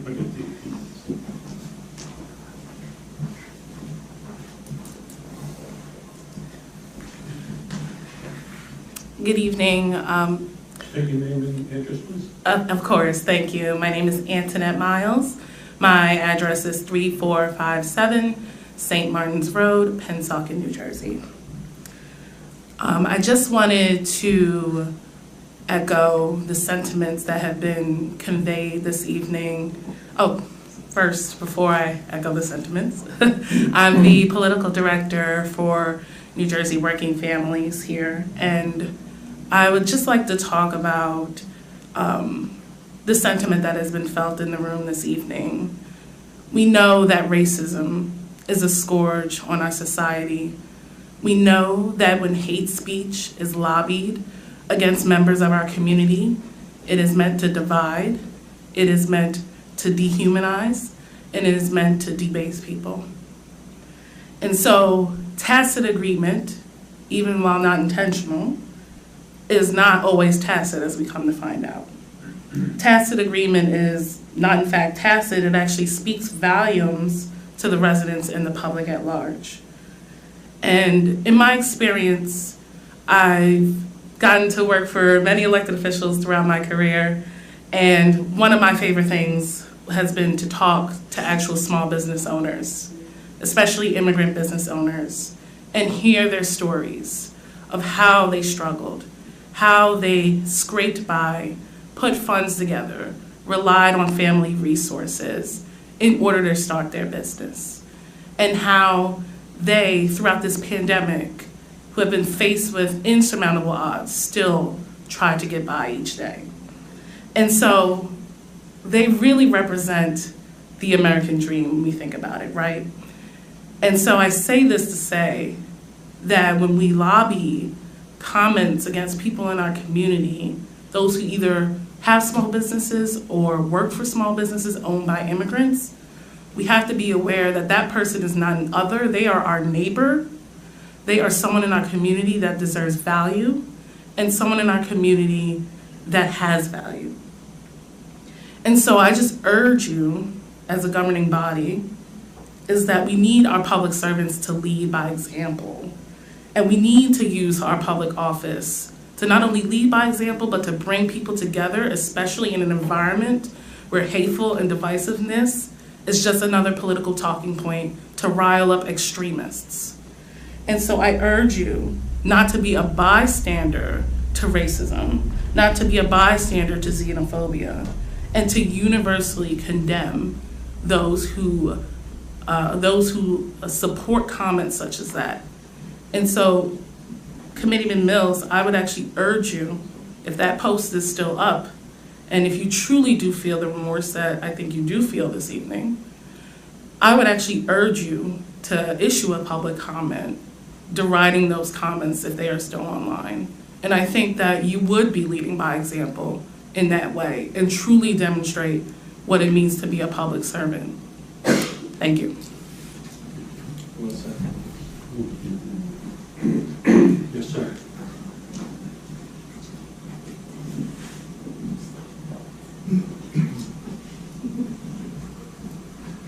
Dave Stryker, 11 Linvale Road. And I'm not here to talk about Facebook because I didn't even know that existed tonight. I don't do Facebook. I don't have time in my life for the nonsense that's on Facebook. But I want to thank you for the recognition that you had when we opened up this evening for 9/11. Thank you very much for thinking of that in advance, and thank you for your service to the community as a police officer. I greatly appreciate that. In fact, there's a group that I'm involved with, New Life Riders, and on 9/11, we will be going through all of Hunterdon County to all the first responders, fire, rescue, police, thanking them for their service to the community, praying for their safety and any other needs they have. So thank you, John. Appreciate that. The reason that I came out tonight, I don't want to be the noise police in the community. I don't believe in a noise ordinance because I wouldn't want to pit a neighbor against a neighbor on whose leaf blower is too loud. But I do have an issue with what has been going on recently over at the Unionville Winery. They have been blasting their air cannons tremendously. Every 10 to 15 seconds, they're shooting these air cannons off. I live right on the other side of the hill, one of the fields that's adjacent to the winery. Yesterday, like I said, from morning until night, you could pretty much set your watch by it. 15 seconds, boom, and it would echo through the valley. I don't know why they have to do it so often recently. In the past, I never had an issue with Unionville Winery. I know they have their festivals there, and they have their weddings there, and they have bands playing, and it gets a little loud and ridiculous at times going into the evening, but I know it's going to end, and I can deal with that.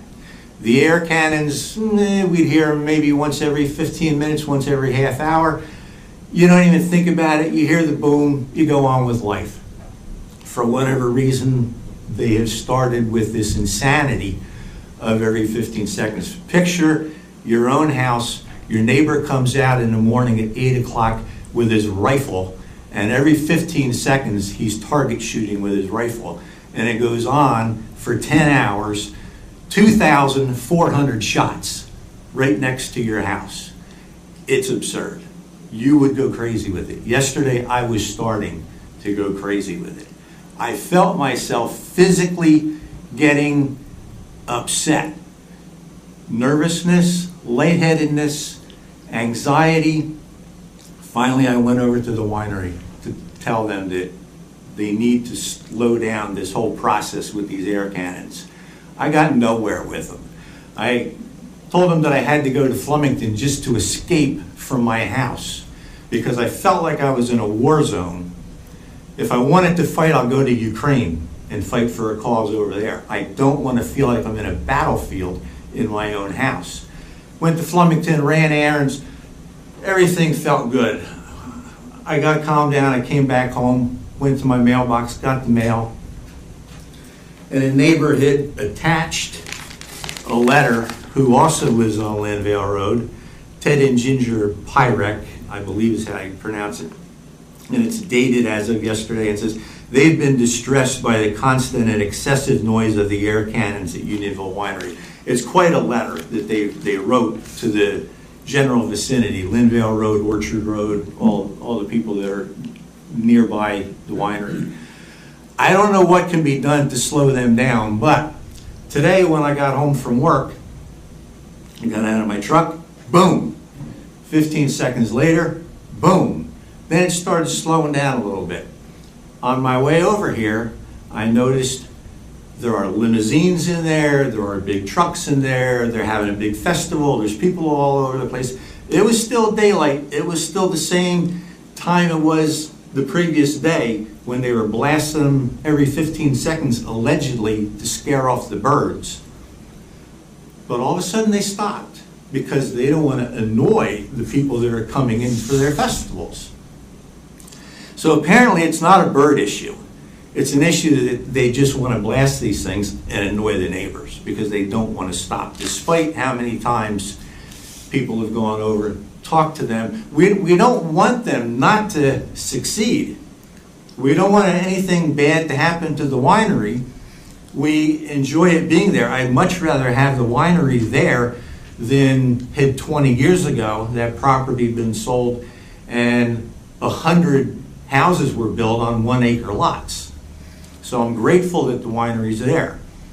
And for years, it's been calm enough to where you really didn't notice it. But what their policy is now with this incessant blasting these cannons, I would like to see some kind of resolution. I don't know who might be able to go talk to them, how it can be resolved, but it's affecting the lives of the people that live close by. So I wanted to bring that to the township's attention, that there's an issue going on over there. I don't know if there's been a change in management, a change in the person who sets up the schedule for the air cannons, but something has drastically changed there and it's affecting our lives as neighbors. I grew up on that farm as a kid. My family owned that farm. It was a dairy farm. So I love the area. I've been here 63 years and I have no intention of getting out of East Amwell. But the noise that and havoc that they're creating with the cannons has got to be somehow balanced out with the rest of us being able to live a normal life. Whatever you can do, I'd appreciate it. Thank you. Anyone else? Andy, you go.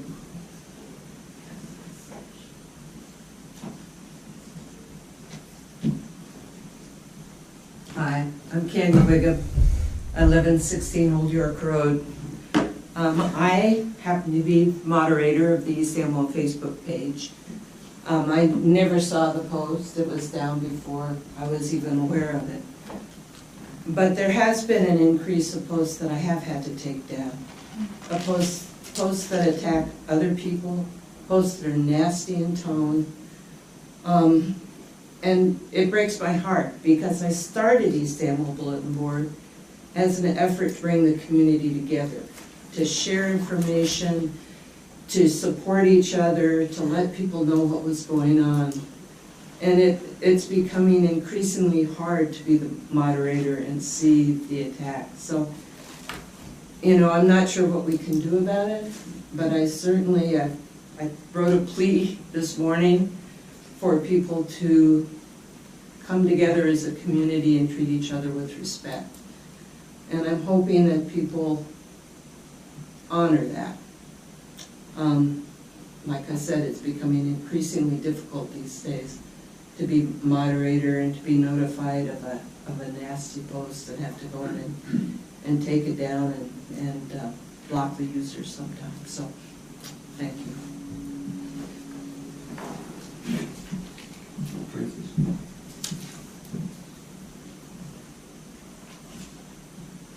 It takes me a while to move these days. Francis Gavigan, 123 Wurtsville Road. I live right across the street from the newer vineyard. I've got horses who are not happy about the bird sounds or the firecrackers or the blasting. And I talk to them, and they talk to me.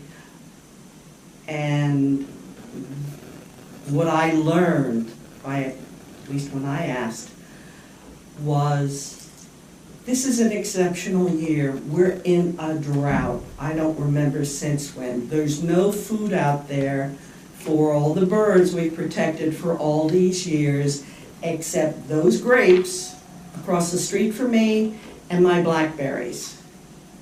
They're in my trees, chewing on it doesn't matter.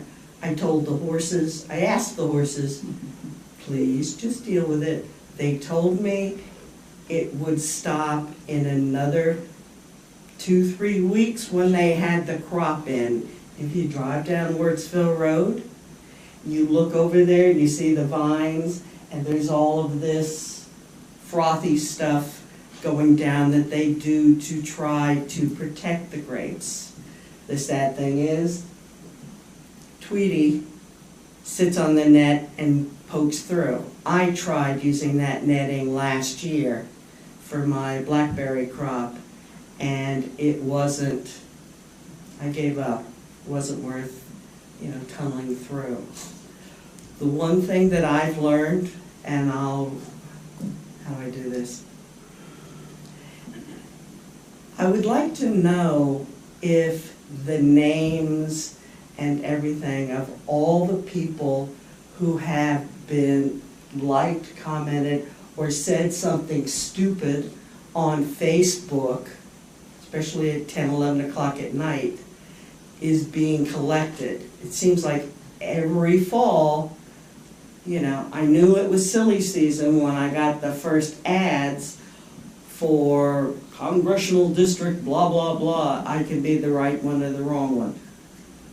I think the fact that we have all of these people, and I understand your angst and what you've suffered, I've not had the softest or easiest life being called a fat pig. I've got a t-shirt with 2 F's on it, and it isn't for Friendly Francis. It's the nature of the country and the world, and it's evolving. You can't woke things into or out of existence. People will do stupid things. The best thing you can do is not get on Facebook. There was a thing about the sounds and all that, and I got on that and I posted, which was a rarity for me, and then I went back and I said I might have been harsh and tried to clarify. Can people come out and vilify me or want to be drawn and quartered? That's fine, but I got a shotgun and a backhoe. I can defend myself. At this time of year, anything said between now and November, especially when it's coming from outside the area, I would say take with a grain of salt, and I'd like to know who else liked those things or any other racial kind of thing. As far as the grit yard goes, to go back a couple hours, sorry about that, when West Amwell, they've got, you can bring your garbage to them. And then they started enforcing it that you had to prove who you were and that you were a resident to go take your garbage and get free garbage collection. And I guess that's at their grit yard. We don't have that. But if the grit yard is closed and locked when the guys leave during the week, or it's left open or publicized for an hour or two, or on a weekend, volunteers can man it just like they man the grit yard, or woman it. And I've done that. If it's a stationary position, I'm qualified. And I didn't know I had the tape measure in there. But if you register as a resident to go and use the grit yard, you can get a badgie or a thing and know, and then if there's somebody there, show them your 2022 grit yard or forever registration, and then it's something that can be, you can come in or you can't. I know how difficult it is for me as a resident with a couple acres of dead ashes and some hickories trying to hang on. I know when you get the brush and you take it and the broken trees down there, it can take you all Saturday morning to load your truck.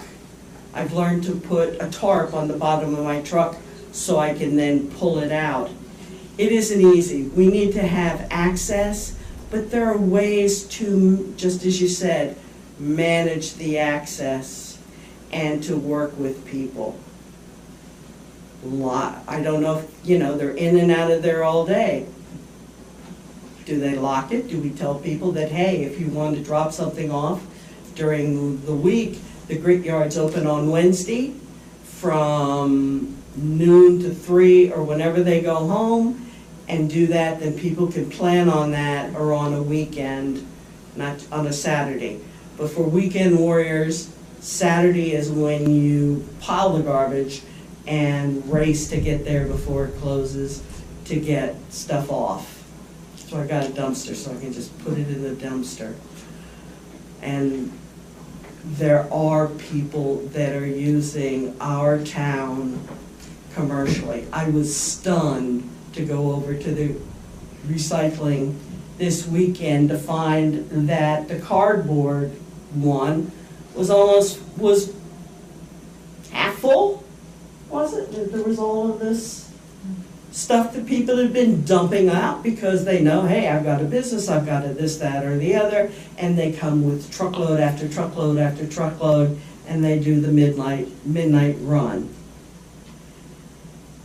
There are ways to manage the grit yard, there are ways to manage the funding and all of this stuff, but the way to do that is not by being, I've said this before, be kind, don't be adversarial. I almost got hit last week because I stopped to not hit your guinea hens that were crossing the road to the pond across the street, and some New York bozo almost rear-ended me. Trained off. There's a lot that we can do.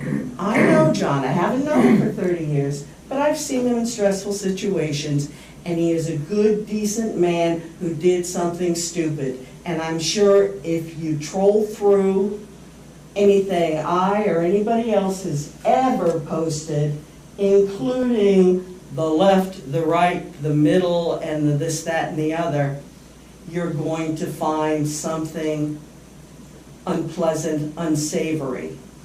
I commend you for bringing up 9/11, which is this Sunday. I commend you for being man enough to say, I'm sorry, that was not my intention. I know enough to know that you are not computer savvy. I'm not either. I hate these stupid things. Just for the next 3 months, stay off Facebook because it's going to come around to bite you in the butt. And if anybody wants to play holier than thou, I can put out some really savory and unsavory tape recordings about what's been said and done, not only to me, but to others. Be nice. They're nice people. If you can get the votes to vote them out, vote them out. But don't go through the back door. That is anti-American. Playing victim cards is anti-American. Oh my God. Oh, Rick, why don't you grow a pair and shove it in your mouth? But please. Francis. All right. Oh my God. I'm watching the look. She's about to cry, listening to you. I'm watching the look on her face. You are an asshole. You are a racist asshole. Oh, I'm a racist asshole. And I'm going on the record. You are a racist asshole. Woke? You comparing yourself to some of these people who spoke tonight? Really, Francis? Really? You've suffered the way some of these people tonight have suffered. You understand what they've gone through. You use the word woke? Really? You don't. You are an asshole. Period. Language. And he's the contents. Anyway, enough on that. Take what you like, leave the rest, and take it with a grain of salt. But, you know, be nice. For you spoke. I wanted to speak on a different subject, if I may. Next, open to the public. Allison?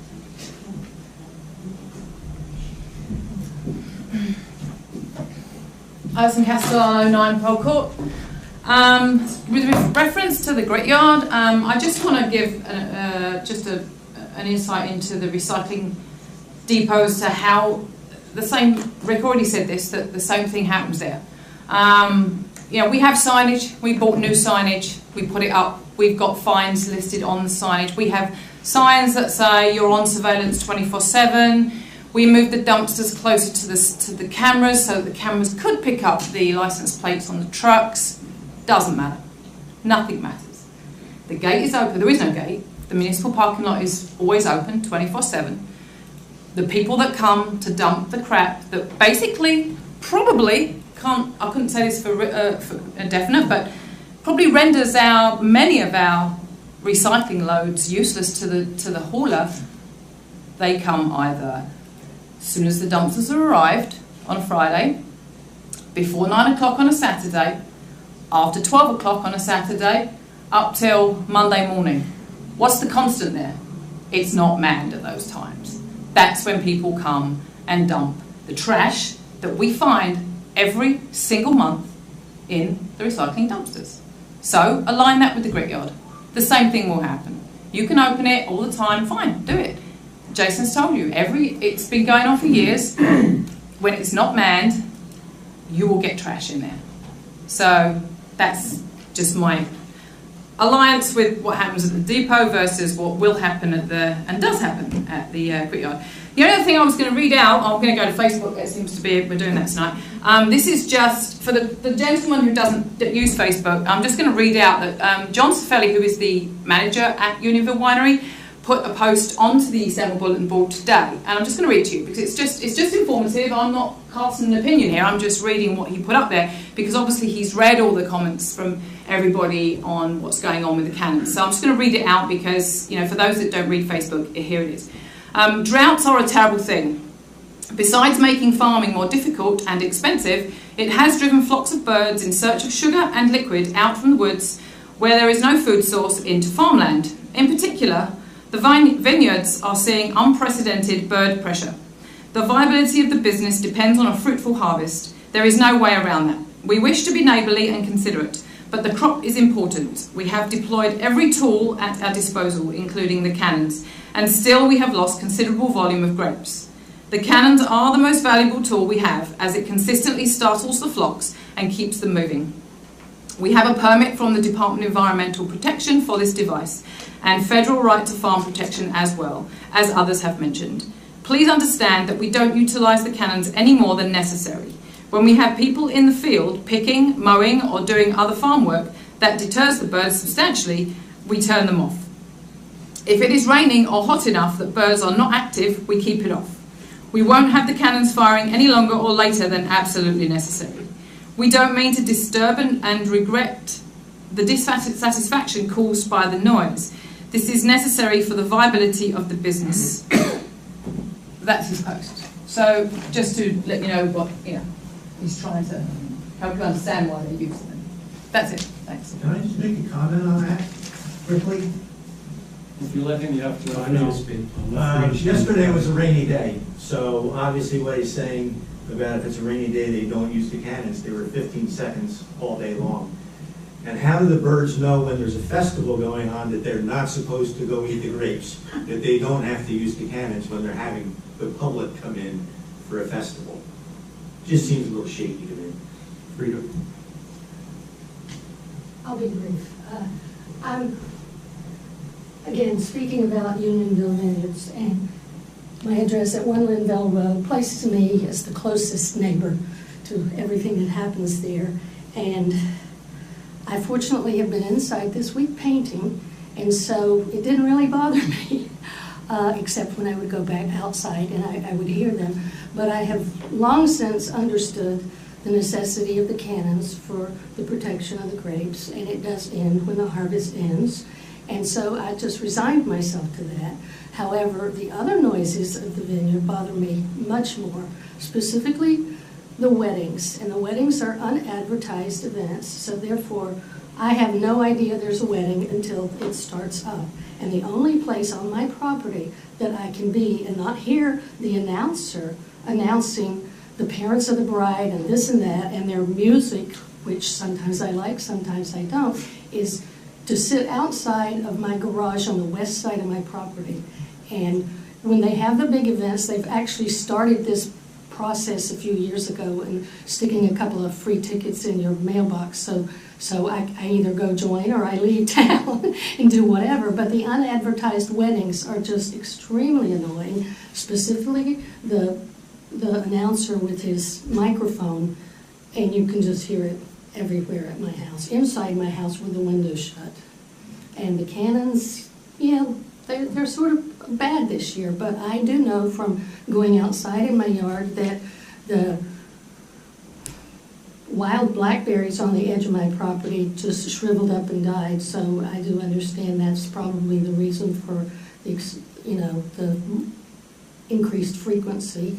And yes, they do stop it when they have weddings, which, I guess they figure that, that they'll just take the losses because of the revenue they're getting from the wedding. But anyway, that's all I wanted to say. And I doubt that a noise ordinance would protect me because a winery is considered a farm. It's an agricultural business and they're protected. Anyone else? Can I have a motion to close the public? I want an opportunity to speak. And since when I speak out against the Township Committee, it's not uncommon for my colleagues to make a motion to try to silence me. I'm going to speak as a member of the public. So I'm going to take my time. First of all, I'm sorry, your name again, Arslan's daughter. Noreen. Noreen, I'm sorry. I'm sorry you had to sit through this. I really am. I'm shaking here. You had to deal with this, and that was worse. And I'm sorry to the other people who spoke that you had to deal with this. That's just not right. That kind of abuse at a meeting like this is not right. And I'm really, really sorry about that. And I don't know what I can do to fix it. But if you have any suggestions, let me know. I want to make a few other points. First of all, if I accidentally hit a like on a post like that, a 14-word post, let's assume that I didn't see the racial slur, which stood out like a sore thumb, and I accidentally hit the like.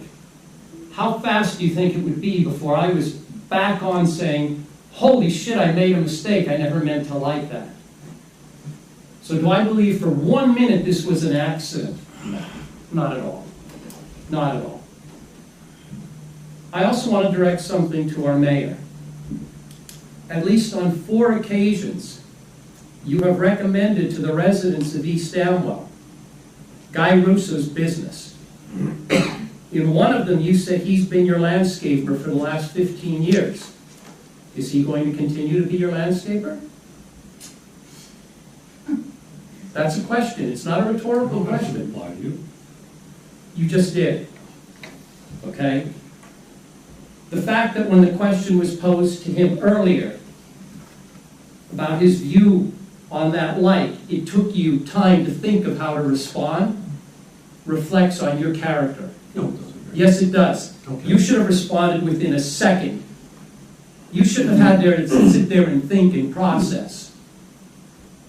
You going to continue to recommend him to residents on Facebook? Won't answer. You did. You just answered. Thank you. Thank you.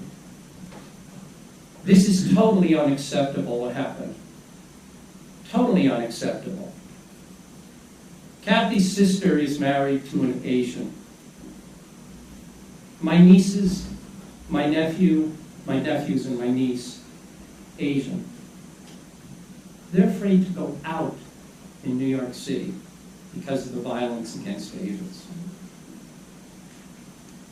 They've encountered all kinds of horrible comments. Okay, I have to sit next to somebody like this.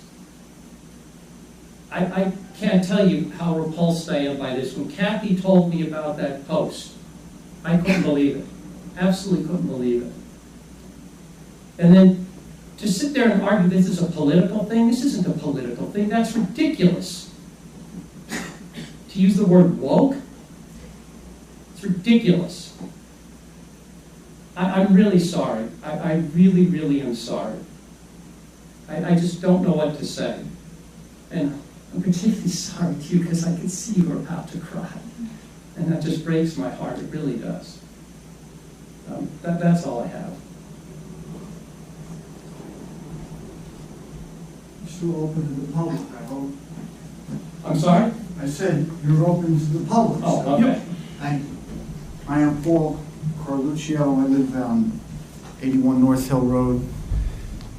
And I also want to apologize to everyone here of color and anyone else who was touched by the situation here. But, you know, a sorry doesn't do it. Dressing down doesn't do it. Any kind of acknowledgement.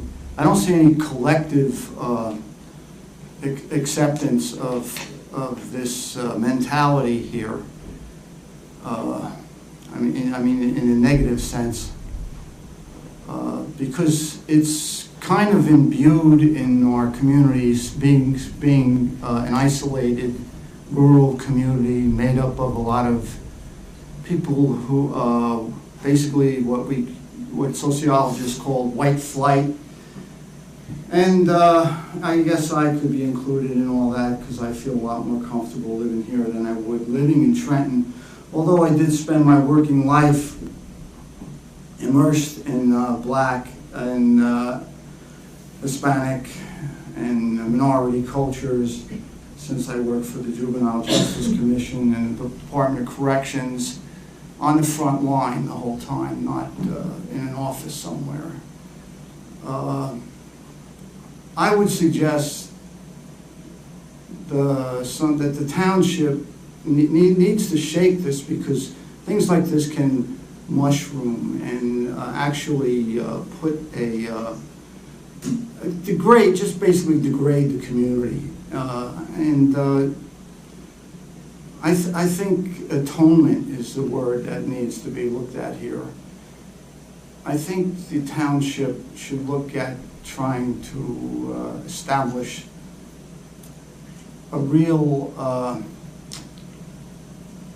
alternative to this mentality somehow by at least establishing maybe an inclusion committee as opposed to a recycling committee or a junkyard committee or all the other committees we have, history committee. You could start with history. We could look at Black history. we could bring people in here to speak to some of our friends and neighbors here who basically avoid the whole issue. But yet someone made this comment about somebody working at a gas station, as if they own Sunoco or something, or they own Mobil. I mean, it's so ridiculous, especially when you're dealing with the commodity of petrochemicals. Who do we buy it from ultimately? Who have we fought wars with and about for 20, 30, 40 years? Those very people that are slighted day in and day out. Those people that, if you go to any major gas station on 202-31, you see those very people working day in, day out.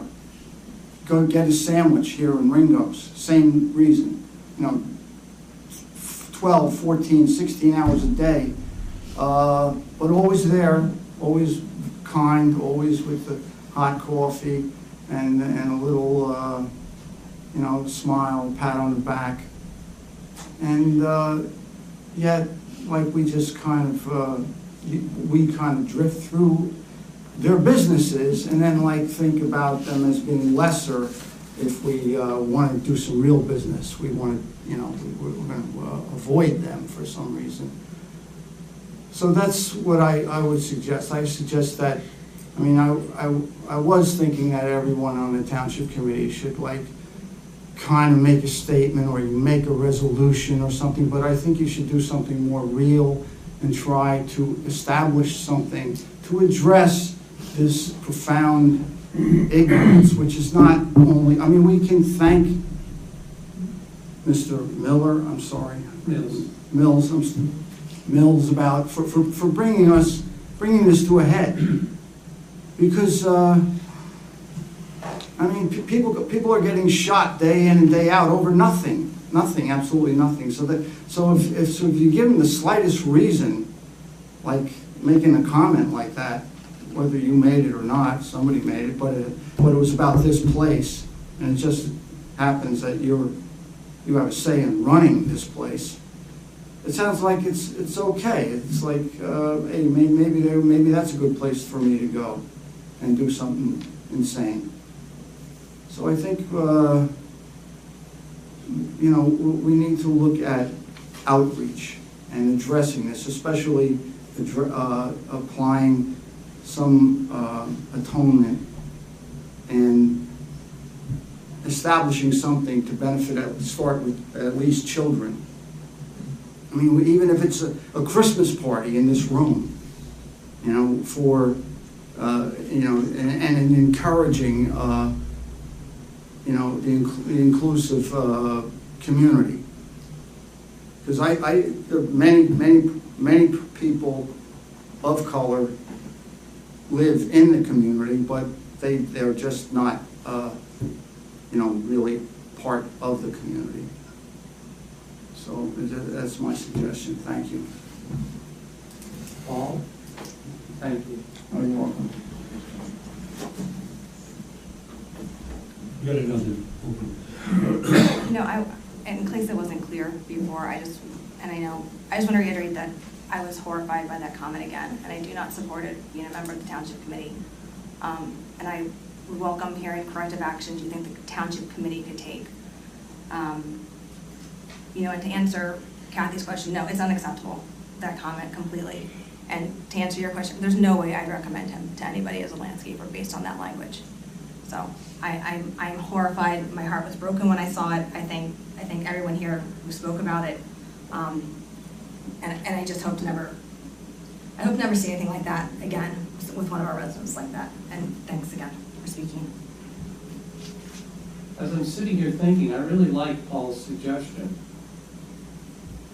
And I'm not sure I know exactly how to implement it, but I'm sure there are people in the room that could help us with that. But I like your suggestion. And it's just a question of figuring out how to do it. But the more I sit here and think about it, I think that's a great suggestion. I mean, to the extent I can, I'm only on this committee a few more months, but to the extent I can, I'm gonna do what I can to see that we follow through with it.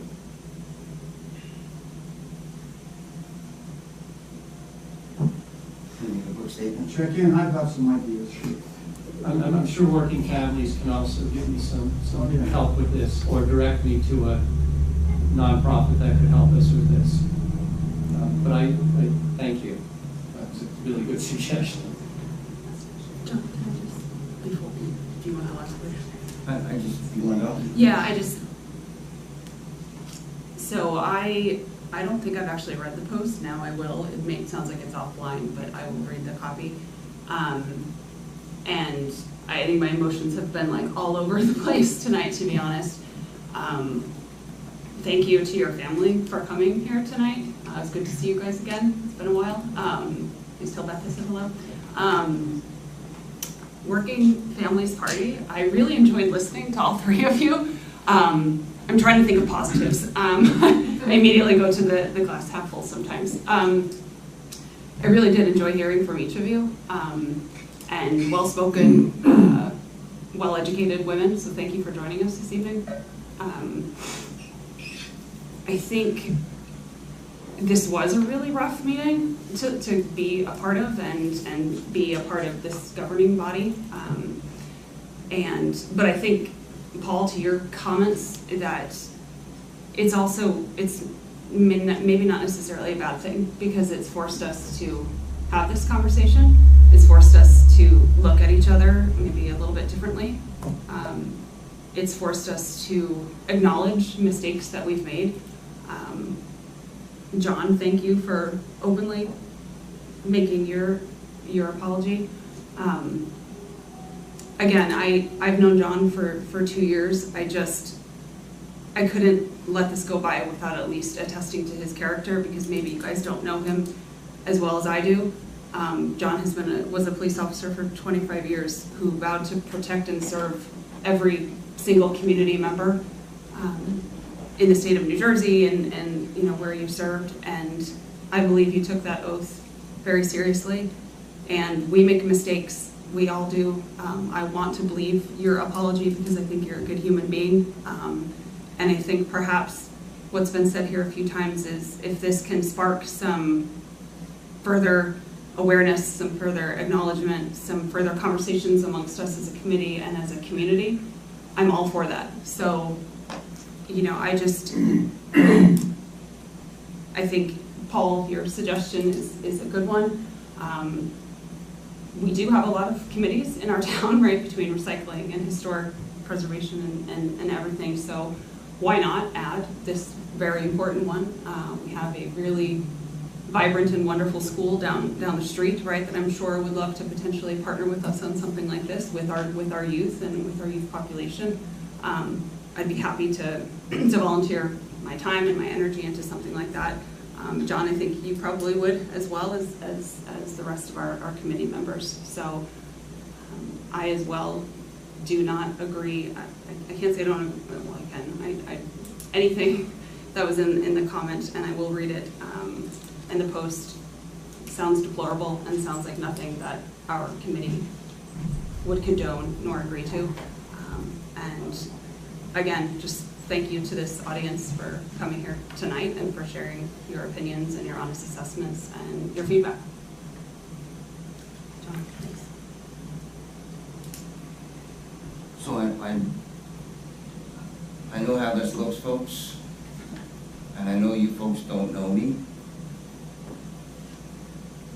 I lived in this community for 27 years. I was a substitute teacher here, I was a coach here, I raised my kids here. I love this community.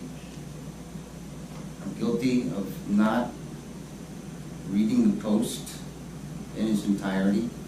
And I will tell you, Francis, I am not computer savvy. I don't even know how to, I don't even know how to unlike a post. I'll be honest, I should probably not even be on it. I saw an opportunity, and I want to get into it again because I know my Township Committee member here is, going to have more to say. I don't condone this. I don't support this. This is unacceptable. This is not who I am or how I feel. I hit a like button, and I take ownership of that. I hit the like button is what I'm guilty of. To the young lady here and her dad, I'm profoundly sorry if I offended anybody or hurt somebody. It was never my intention. My intention was simply to support a friend. I'm guilty of not reading the post, and I'm sorry for that. I would never embarrass this committee. I would never embarrass myself or my family, my friends. And I totally understand. You're sitting in that audience and you don't know me, and you see what you see.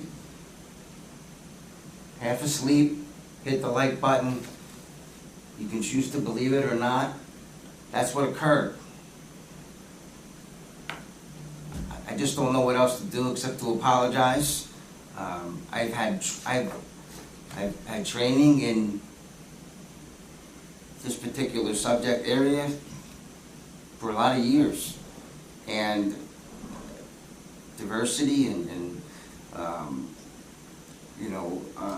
supporting every member of this community. When I ran for township committee, I ran to support every member of this township, regardless race, color, creed, size, it doesn't matter. And I take this position very seriously. And I'm embarrassed by this, although there was no intent. I'm embarrassed that I'm sitting here having to explain this to folks. This is not anything I would ever agree with. Don't even know this guy, really. I know he's a local guy, not a friend of mine. I don't know what else to say. Tara, thank you for the support. I don't expect you folks to feel any other way than you feel right now because you don't know me. And I'm profoundly sorry that I hurt some folks here because I hit a like button. But the intent was not there to hurt anybody. And I don't know what else to say except I'm sorry. And I'll do better. I'll pay attention, and probably shouldn't be on Facebook. I'm not savvy. I'm not technically savvy, and I certainly learned a lesson.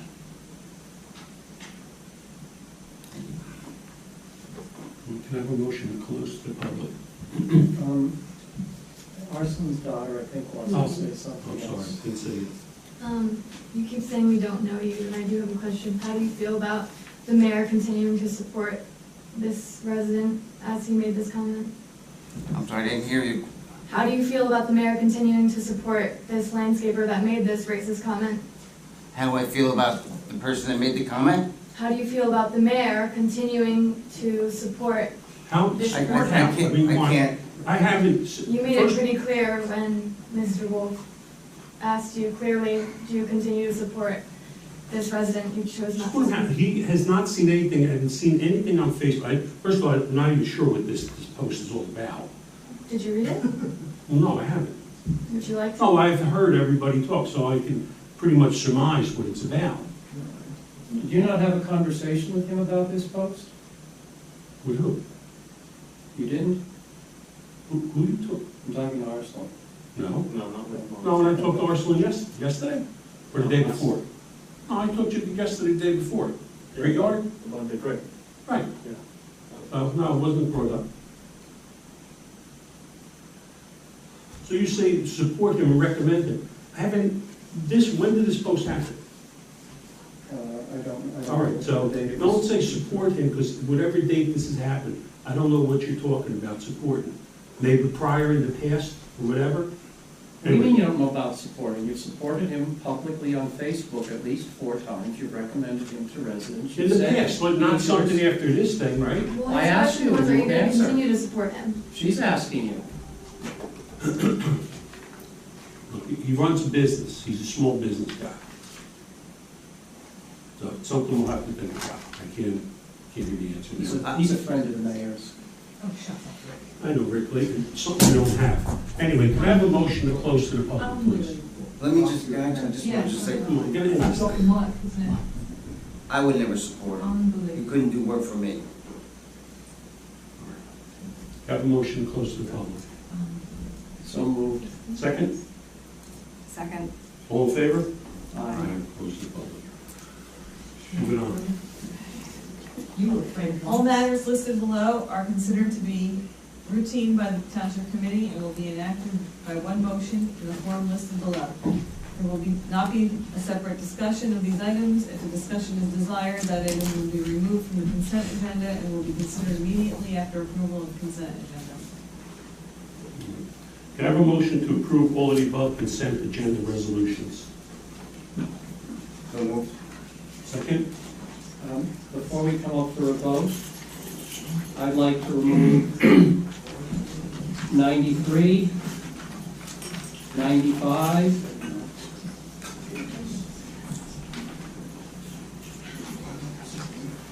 97,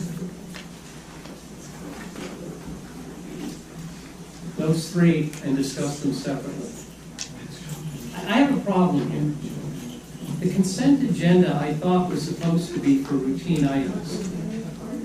A $500,000 project for East Amwell is not a routine item.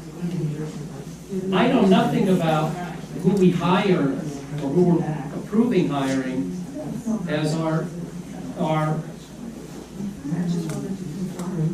joint court violations clerk.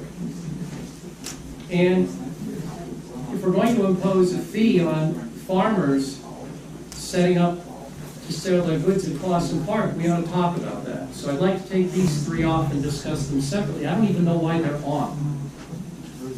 There seems to be this desire to rush through meetings and just approve things. These significant items, we should be having a discussion. At the very least, Mark, you should be explaining to the residents where $500,000 of their money is going. We don't just stamp this. So I'd like to take these three items off and discuss them separately. Remove those three.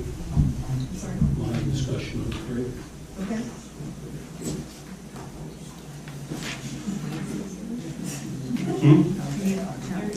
Okay. Should we, are we removing them or are they removing them?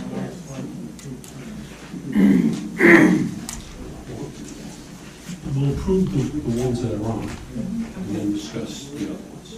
Okay. All right. So read out which ones we're approving. Okay, so 9422, 9622, 9822, and 9922. Can I have a motion to approve the aforementioned consent agenda items? So moved. Second? Second? Second. Roll call. Ms. Casper Bloom? Yes. Mr. Mills? Yes. Mr. Wolf? Yes. Ms. Ramsey? Yes. Mayor Castellano? Yes.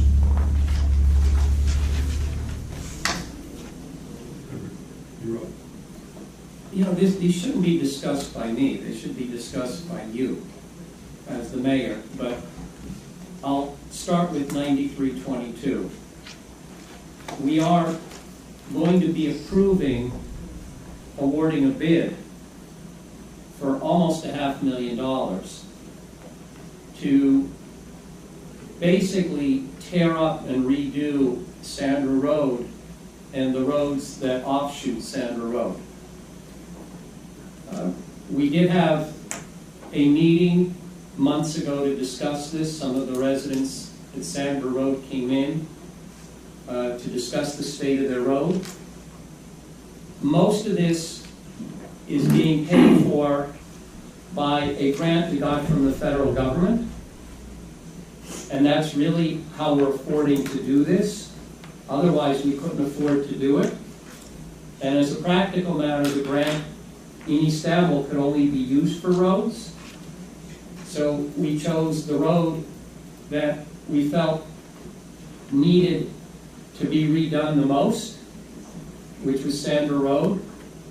And So what we are approving tonight is awarding the bid, or the contract, I guess, to the lowest bidder, which again is just under $500,000. There'll be another probably $50,000 in what I call soft costs, engineering costs, etc. So the entire project will cost probably about $550,000. And tonight we're approving the the actual hard costs. And I think the residents should know why we're approving a $500,000 contract, or I should say approving the bid this evening. On 9522, I haven't been involved in this process at all, so I don't know anything about this. Jen? Yeah, so I spoke, Jen, our clerk, or our, who works for the courts now, she posted the position for the part-time violations clerk, because we had somebody who was here for like a month, I think, or a day, and then left. So Jen spoke with her, and then Mark asked me to, and I spoke to Ms. Hetman too. She's young, she's energetic, but she's not too young. She's experienced. She actually works in the courts in North Jersey. Thank you. She highlights them in Hackett's Town per diem on certain days. Delaware was okay with it. I think she'd make a really good addition. She knows what she's doing, which is great, which is what we need. So like Jen said, she can, if she has to take a day, she doesn't have to worry about what's going on, because Ms. Hetman's going to know how to handle things and stuff. So I think she's a really great addition to our staff, and I'm excited to have her on. And she's a local girl, so that's nice. Thanks, Jen. And then it looks like we want to impose a $25 fee on farmers that want to sell their goods at Clausen Park. Yes. I thought this was trying to help the farmers. I understand that at least to some $25 is not a lot of money, but why are we charging these farmers $25? Can I get somebody from the Parks and Rec to speak to this? Terrace. Or Carol or Allison? This was originally discussed as part of the Parks and Rec creation of the farmers market that we've successfully piloted now at least, how many times? Twice? And this fee is, I mean, it was originally cooked up to help, because it's going to cover, Allison, if you want to jump in here, but I know that this was, I mean, it's not, and it's also just not, we're inviting other residents, and it's not just local residents, right? It's artisans and farmers. It's not just farmers. It's anyone that has an artisan business in East Amwell. It's only East Amwell people. And this goes to the fund, right? And it goes into the Clausen Park fund. It goes back into the park, whatever the project is that we are, you know. We discussed this probably like 2 meetings ago, and this was the ability to try to, this is the same thing as the fee for the pavilion rental. Yep. Trying to pull the money and redirect into the Clausen, it was Margaret, before she left, she found that fund or whatever it was, that it's the Clausen Memorial Trust Fund, whatever it is, that allows us to put this money into that, then for us to, because as we know, we operate on a very thin budget within Parks and Rec, within the township period, right? So we would be able to use these funds to purchase, whether it be equipment or materials or improvements in the park in general. The funds can only be used for those such projects, I believe, right? And so that's what was discussed. I think it was in the July meeting, if memory, either June or July. So that's what it is. And it was a discussion at Parks and Rec Committee. We invited some of the local farmers, came and discussed it with us, talked about where we could do this farmers market the best, and the conclusion was to not impact any farming or artisan businesses at any other time. By doing it at the Friday night at the park, it doesn't impact them any other time when people would be going there instead. And the fact is that every farmers market charges a fee. It's like a vendor fee. It's like, you know, so that was the conclusion. We talked to the people that came, we all discussed it, they thought it was fair, we thought it was fair, that was the proposition.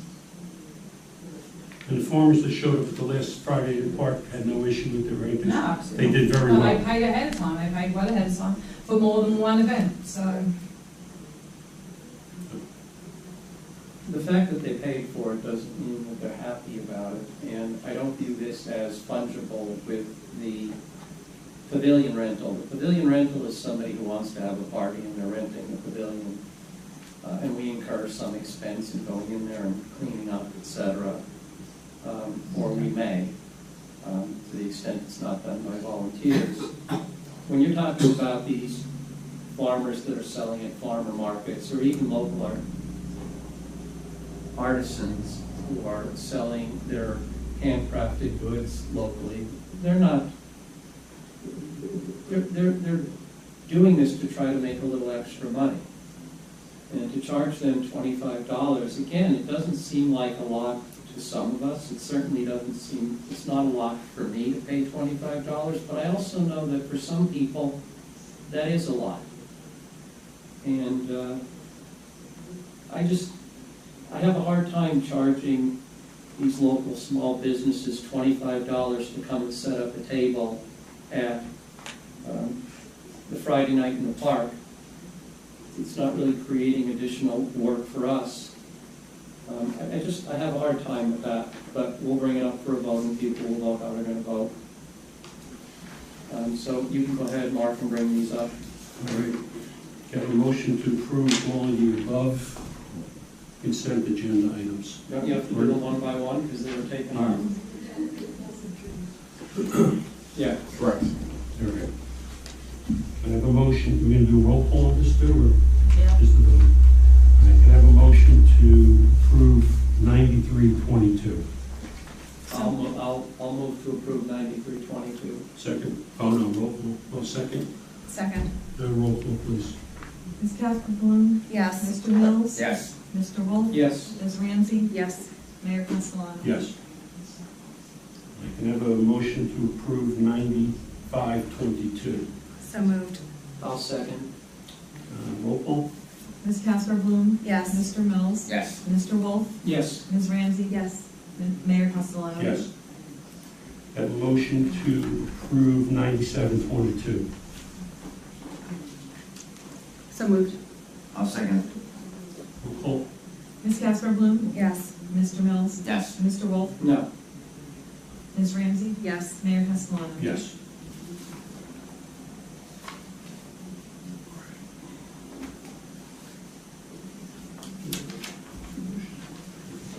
We're introducing ordinance. Do you want to do this one? Yeah.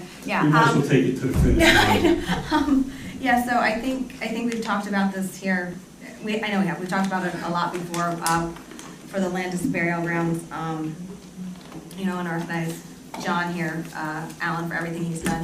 He's a great resource. He's passionate about his work. He makes you become passionate about it when you talk to him. So I think this is really great for the town. So we're finally at the step where we're going to hopefully pass this ordinance. That'll give the township the ability to move forward with acquiring title to the Landis burial ground. So we have to pass the ordinance, we have to post in the paper in 60 days, I think like 4 times in 60 days, and then we have to go to the courts and ask them to take it, for us to, ask the courts to give us title to the Landis burial ground. And then once that happens, John as well as others will get some volunteers and hopefully clean it up and make it look good. But this is a big step, but it's the first step. So Thank you for that. yeah. I need a motion to introduce ordinance number 2213. So moved. Second? I'll second. I'm sorry, I should have asked this, because I know we talked about this a while back, and there was like a title search, was this the title search thing? When Yeah. you were able to find a more reasonable, because wasn't it like the price was really high? Mhm. Okay, so you were able to do that. Yeah. Does the purchase of this land, does it cost us money? Like what? No, so it's.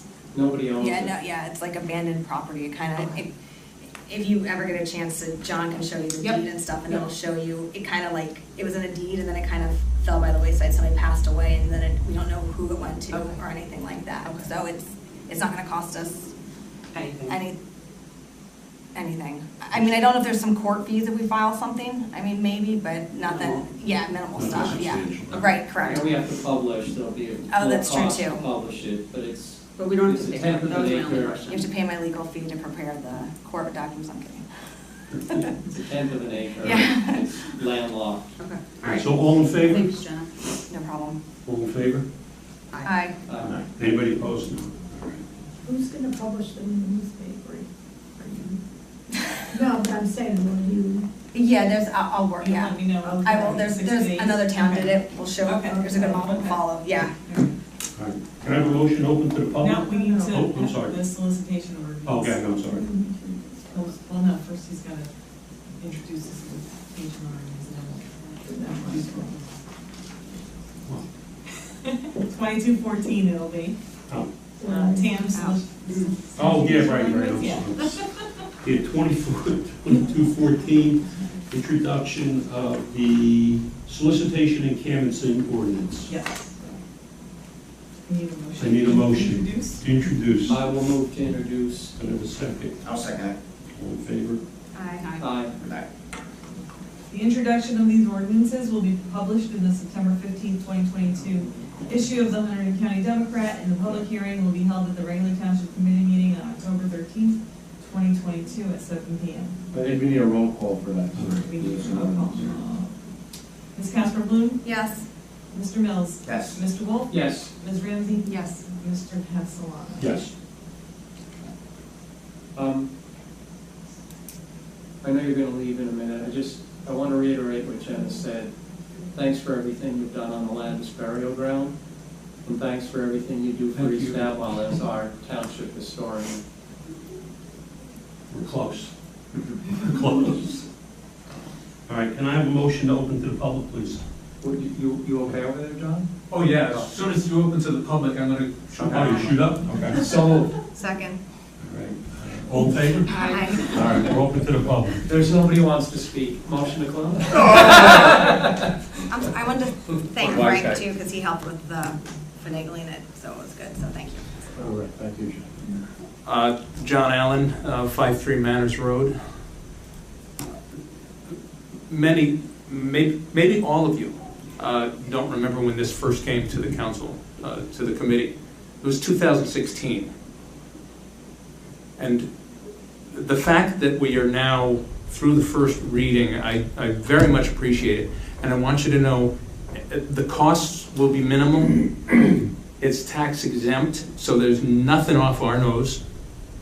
And as far as Facebook, 2 words: cat videos. But I just want you to know I'm very much in favor of this ordinance. Anybody else? Linda Rand?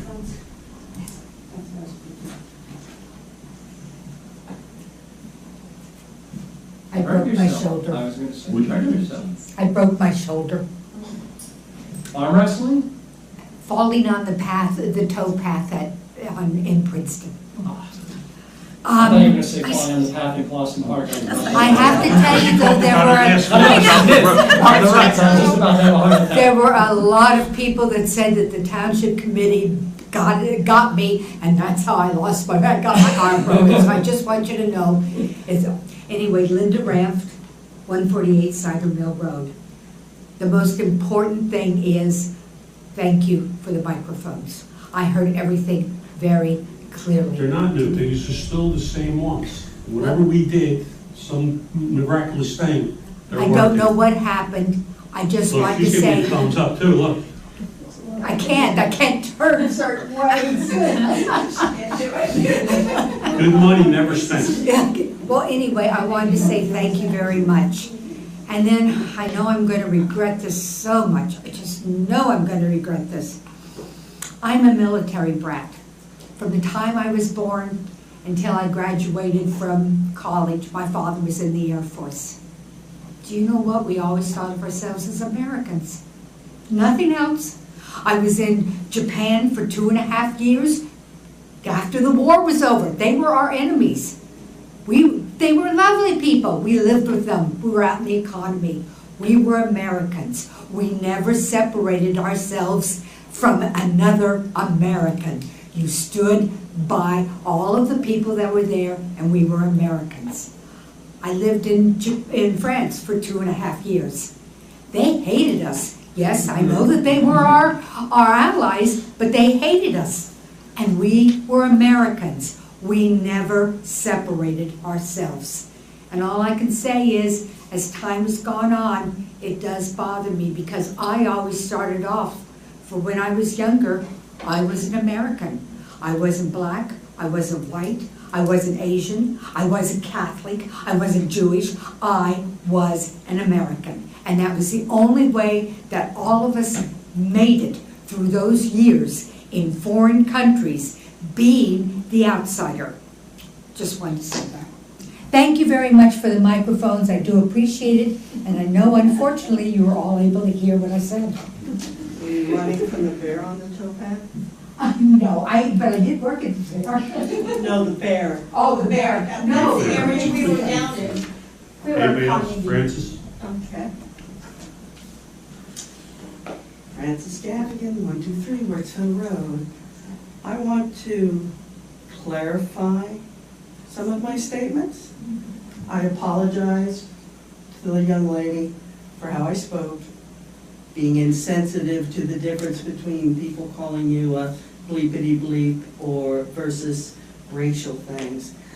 But I confirmed this with the individuals before they left. If this was them and all of our imports from other places, the New Jersey working families, they're a PAC. They're a grassroots, independent political organization fighting for a government that represents the needs and values of working families, elect candidates who share our values, and organize campaigns to advance progressive policies. Together we're building a movement of working families to build a New Jersey for the many, not the few. And on their websites, it talks about New Jersey, in them endorsing Murphy, and also the 2020 election where they were supporting Mr. Malinowski. I may have misspoke or not spoke perfectly or as sensitively as I would have liked, but when I call a lot of this stuff that happens here, especially at this time of year, politics and silly season, that's the case. I'll post the links to all of this stuff on Facebook or wherever the thing is once somebody lets me know how to help do it, along with some other things. What happens here, and has happened since 1995, is theater, political theater. The questions and the answers about Sandra Road. I remember being here at the end of December, and there was a lot of fist pounding and wonder, demanding that we approve spending that money for Sandra Road. And now it's being rethunk. Hypocrisy, thy name is Wolf. Please go back to New York. I don't know how your colleagues would feel about it, but we're really looking forward to January and all of that. But, you know, there's always more to the story. And the best thing to say about Facebook is go do something useful and avoid it. But a little research, and the young lady was, you know, and I'm sure if I go and if I dig, and I would like to see that post, because it would be nice to see who the other people were who liked it, or something else equally racist, maybe on the other side of the agenda, to see, you know, how can they get? I don't think they wanted you to commit harry-carry or to resign or whatever. The idea of having some sensitivity training or a committee or people working together here in East Amwell to promote that, good idea.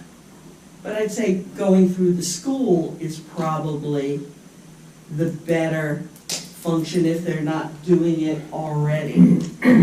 And, you know, I was a military brat too, and I was born in Japan.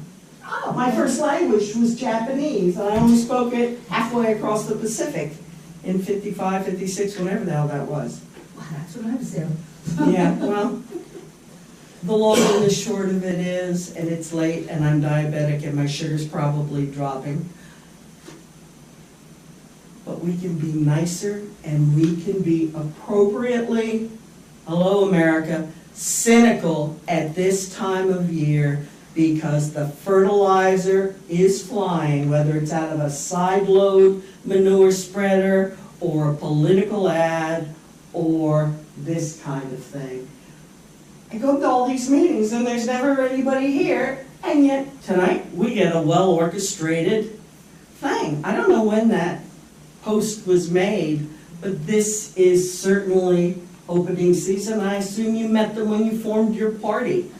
So anyway, take it with a grain of salt and look up to your New Jersey chapter and their candidates. I'll look forward to seeing who they endorse for this year.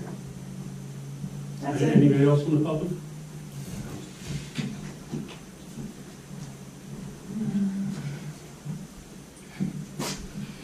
Alison Castellano, 9 Pearl Court.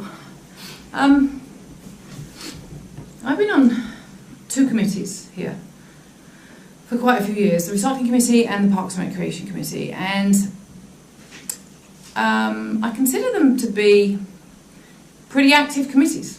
We do a lot of stuff, you know, we really do a lot of stuff, and we try to do a lot of good stuff for the town. And we think we do a lot of good stuff for the town. Hopefully it's, you know, appreciated. Everyone volunteers their hours, as all volunteers and all committees do. But I am truly sick of the shit spreading that goes on at this meeting. I went to a funeral, I went to a wake today for a 4-year-old child. And the coffin was open. I had to look at that 4-year-old child and the family of that 4-year-old child. And if there's anything that makes you prioritise things and drop the bullshit, it's something like that. I never want to see a child lying in a coffin again, like I did today.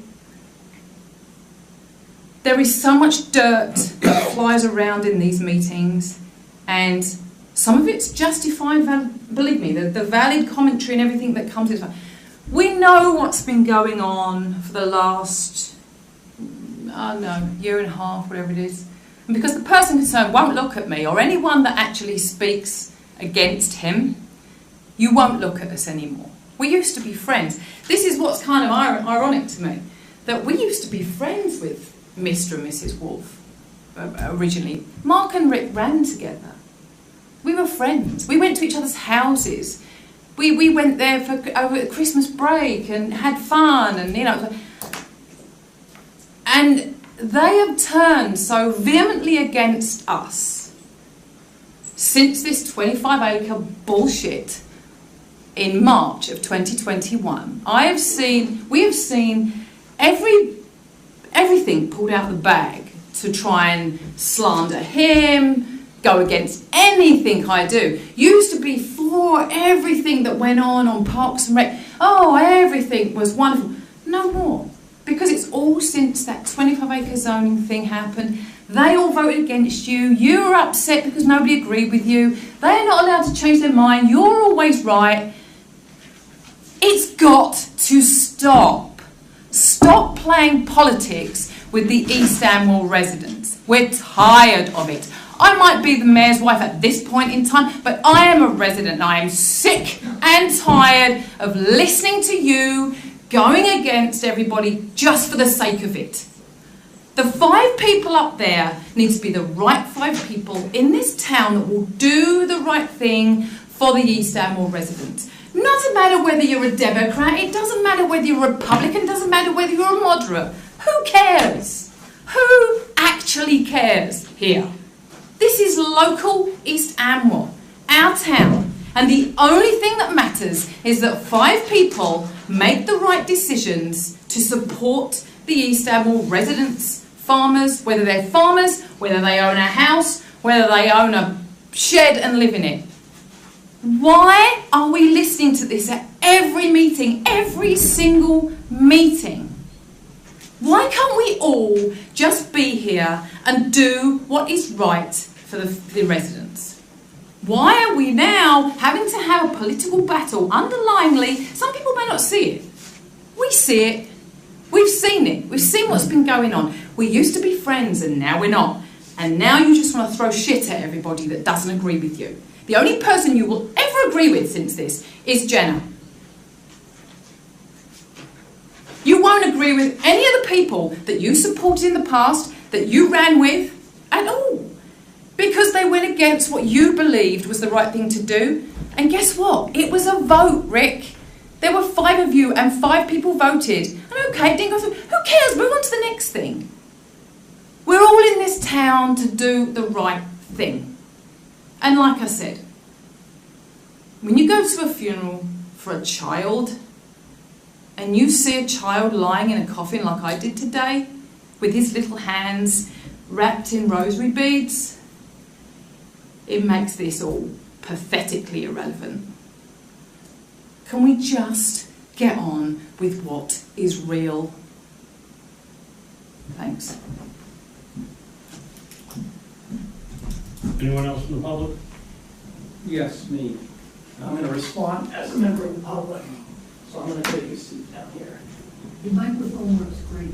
I generally don't need a microphone.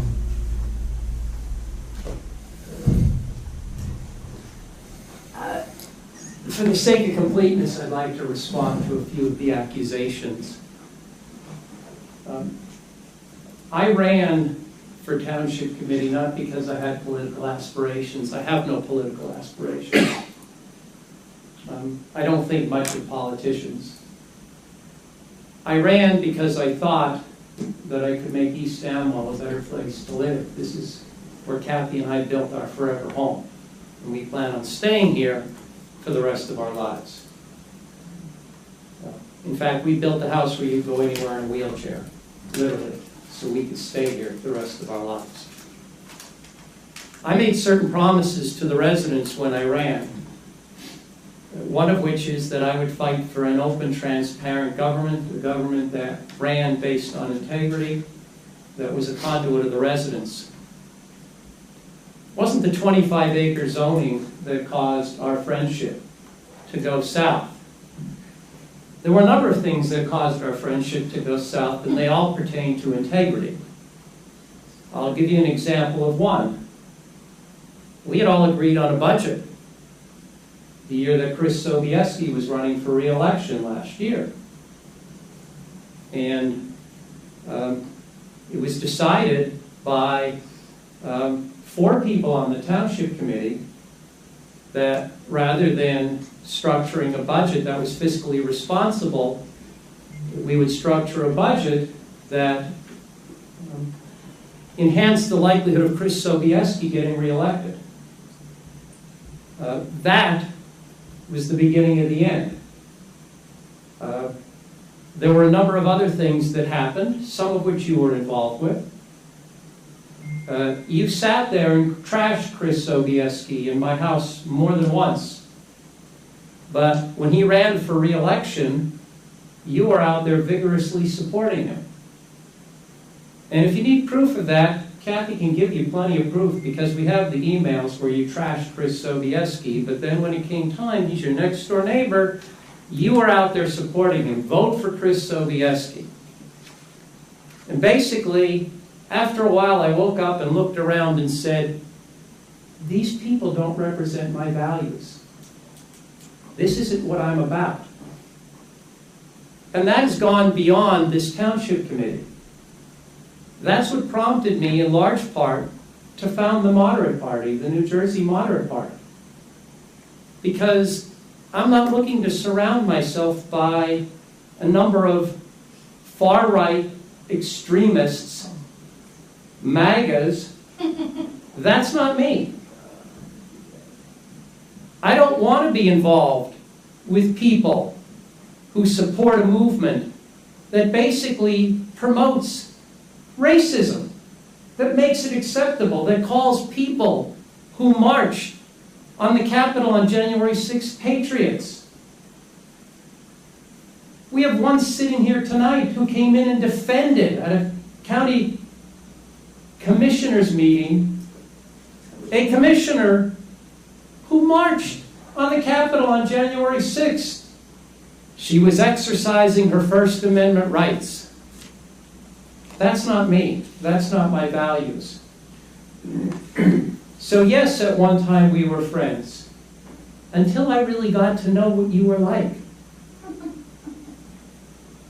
And you don't represent my values, Allison. Good. You don't. And neither does your husband, who will continue to use Guy Russo and will continue to recommend Guy Russo. And sit there and say that's not promoting racism. So, you want to know why things went south? That's why things went south. Wow.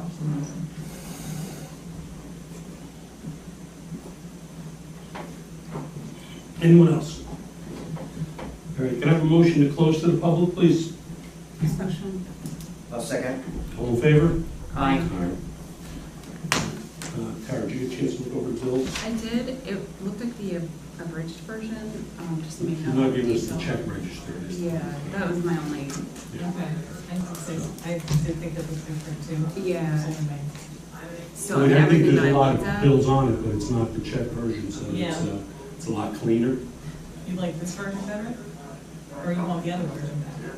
The other version shows everything, or Shows just, more, right? yeah, so we should probably do the other version. I mean, I looked through everything, it all looks normal, the usual, but I Yeah. don't know if anyone else I'll has. get but- rid of the Okay. way. Other than 1.6 million for the school. All right. But yes, I did review. All right, can I have a motion to approve the June 9, 2022 bills in the evening? So moved. Second? All in favor? Aye. Don't we do a roll call? Oh, well, it says that, and we're going to do the roll call. Lynn, roll call? Ms. Casper Bloom? Yes. Mr. Mills? Yes. Mr. Wolf? Yes. Ms. Ramsey? Yes. Mayor Castellano? Yes. Administrative reports.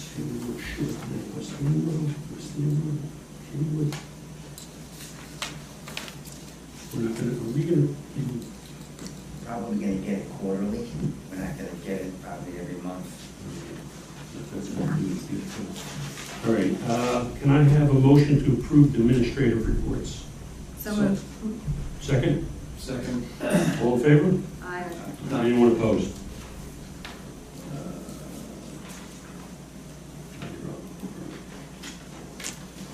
Correspondence.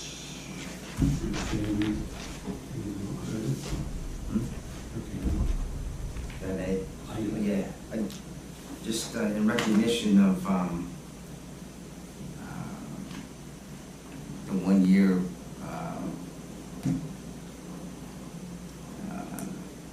tragic events that occurred with Hurricane Ida, and the recognition that, we lost residents in town, in the county, in the state. We just want to take a minute to